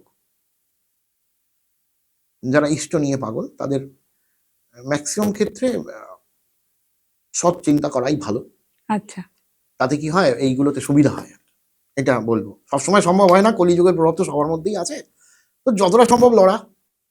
আচ্ছা, পুনর্জন্ম কি শুধু সাধকদের না, সবার মধ্যেই হয়, হয় সবার। না আমি যে সাধারণ বললাম যে মানুষের? জনিভেদ, ওটা তো প্রত্যেকটি মানুষ, প্রত্যেকটি সোলের জন্য। মানুষ, আচ্ছা, গরু, ছাগল বলে গাছ আলাদা করে আমি বলছি না। প্রত্যেকটা সোলের জন্য। একটা আচ্ছা, সোলের জার্নি এটা। মানুষের আচ্ছা, জার্নি নয় কিন্তু। আচ্ছা, এটা সোলের জার্নি। আজকে যার সোলটা কুকুর, কালকে পরের জন্য ওর সোলটা গরু হবে না এর কোনো মানে নেই। আচ্ছা, আজকে যার সোলটা গরু, পরের জন্মে এর সোলটা মানুষ হবে না এর কোনো মানে নেই। আচ্ছা, কথা বোঝাতে পারছি? তো এটা সোলের জার্নি, এটা মানুষের জার্নি। মানুষই সবকিছু নয়। আমরা দি এন্ড এটা আমরা মনে করে থাকি, কিন্তু আমরাই যে সব তা নয়। পিঁপড়েরও তো একটা জীবন আছে। ওর মধ্যেও যে সোলটা রয়েছে, আমার মধ্যেও যে সোলটা রয়েছে, সাইজ অফ সোল সেম। আচ্ছা, দৈহিক আকৃতি আলাদা, আলাদা, আচ্ছা, গঠন আলাদা, চিন্তা ভাবনা আলাদা। আচ্ছা, সোল তো সেমই আছে ভাই। সোল তো আলাদা কিছু না, না। একদমই হয়নি। সোল শুধু এক্সপেরিয়েন্স নিচ্ছে, আচ্ছা, কিন্তু বেরিয়ে গেলেই পিওর। আবার আচ্ছা, আরেকটা জন্ম। আচ্ছা। এটা একটা জার্নি, সোলের জার্নি। তা বর্তমান প্রজন্ম যারা তন্ত্রবিদ্যা নিয়ে এগোতে চায়, হুম। তাদের জন্য আপনার যদি কিছু বলার থাকে? হ্যাঁ, নিশ্চয়ই বলার আছে। কিন্তু আমি বলছি, আ যারা আসছেন নতুন তন্ত্রতে, আগে তো ঠিক করুন তন্ত্রে কেন আসছেন? আচ্ছা, আ বাচ্চাদের বলছি, দেখছি আজকের ডেটে অনেক কিছু দেখছি তাই বলছি। যদি শুধু সাধন করার জন্যই আসতে হয়, দেন ওয়েলকাম, নিশ্চয়ই আসুন, তাতে আপনার উন্নতিই হবে। জীবনে অবনতি তো কিছু হবে না। কিন্তু শুধুমাত্র যদি অর্থকড়ি লাভের জন্য আপনারা এই পথ বেছে নেন, তাহলে কোথাও একটা ইষ্টর সঙ্গে ছলনা করা হয়। সেটারও ফল আপনাদের পেতে হবে। তো আমি আপনাদেরকে রিকোয়েস্ট করছি, ছোট ভাই, বড় দাদা যাই বলেন, কিন্তু আ যদি আসেন কোথাও এর পবিত্রতাটা বজায় রাখুন। আগে সার্ভ করুন। হ্যাঁ, পয়সা জীবনে দরকার, আর এটা করতে গেলে এটা থেকেই পয়সা উপার্জন করতে হবে। আমিও করি, করি না তা নয়। কিন্তু আগে সার্ভ করুন। একটা ডাক্তার, ইঞ্জিনিয়ার হতে গেলেও ৩-৪ বছর, ৫ বছর পড়াশোনা করতে হয়। আফটার দ্যাট কিন্তু সে ডাক্তার বা ইঞ্জিনিয়ার হয়ে প্রতিষ্ঠা লাভ করে। তো তান্ত্রিক হলেন, আজকে দীক্ষা নিলেন, কার থেকে অ্যাড শুরু, পরশুদিন থেকে লোক আসছে, আমি এটা পারি, আমি ওটা পারি, আমি সেটা পারি। এটা ইষ্টর সঙ্গে কোথাও একটা অন্যায় হচ্ছে। আর ইষ্টর প্রতি ভালোবাসা না জন্মালে বা না যদি থাকে, তাহলে কিন্তু আ এই পথ খুব খতরনাক হয়ে যায়। আ জেনে থাকবেন, সবাই জানে যে যার শেষ ভালো তার সব ভালো। তো সেই ক্ষেত্রে আমি বলব, তন্ত্রে আসুন ইষ্টকে ভালোবেসে, গুরুকে ভালোবেসে। আর ইষ্টর দেখা তো পাওয়া যায় না। আমরা গুরুকেই ইষ্টরূপী সেবা করি। তারামা আমার ইষ্ট। আমি তো তারামাকে দেখতে পাবো না, সেই অভিলাষ আমার নেই। আমার কাছে আমার গুরুই ইষ্ট। গুরুর প্রতি নিজের মনকে একাগ্রতা করে, নিজের ইষ্টকে ভালোবেসে আপনারা আসুন তন্ত্রে। তন্ত্র খুব ভালো জিনিস। আপনাদের জীবনের উন্নতি, আপনার সোলের উন্নতি, মন শুদ্ধিকরণে প্রচুর ভালো হবে। কিন্তু উল্টো হলে ফলে উল্টো হবে। অসংখ্য ধন্যবাদ জানাই আপনাকে সোমনাথ বাবু, আমাদের সঙ্গে থাকার জন্য, এতটা সময় আমাদের দেওয়ার জন্য। অনেক কিছু জানলাম, আর অনেক কিছু জানা তো বাকি থেকে গেল, সেগুলো অবশ্যই জানবো আমাদের পরের এপিসোডে। ততক্ষণ সঙ্গে থাকুন, সাথে থাকুন, সাবস্ক্রাইব করুন আমাদের চ্যানেল। আর আপনার কাছ থেকে পারমিশন নিয়ে দর্শক বন্ধুদের জন্য আপনার ফোন নাম্বার বা আপনার চেম্বার ডিটেলস যদি আমাদের এপিসোডে আপনি বলে দেন, তাহলে আমাদের দর্শক যারা আছেন তারা অবশ্যই আপনার সঙ্গে যোগাযোগ করে নিতে পারবেন। আমার ফোন নাম্বার 8116022122। আমি শেওড়াফুলিতে এবং তারাপীঠে বসি। যখনই যোগাযোগ করার ইচ্ছা থাকলে, কোনো প্রয়োজন থাকলে ফোন করে আপনি আসবেন, আমি কোথায় থাকি বলে দেবো। জয় মা তারা, জয় গুরু বাম। নমস্কার। অসংখ্য ধন্যবাদ সম্পূর্ণ এপিসোডটায় সাথে থাকার জন্যে। আপনাদের যদি কোনো অবজারভেশন থাকে আমাদের নিশ্চয়ই কমেন্ট বক্সে জানান। আর আপনার কোনো প্রিয় মানুষের সঙ্গে শেয়ার করে নিন আমাদের এই এপিসোডটি। সঙ্গে থাকুন, সাথে থাকুন এবং সাবস্ক্রাইব করুন নতুন পাতা সাথে নন্দিনী, যেখানে প্রতিটি গল্প একটি নতুন পাতার শুরু।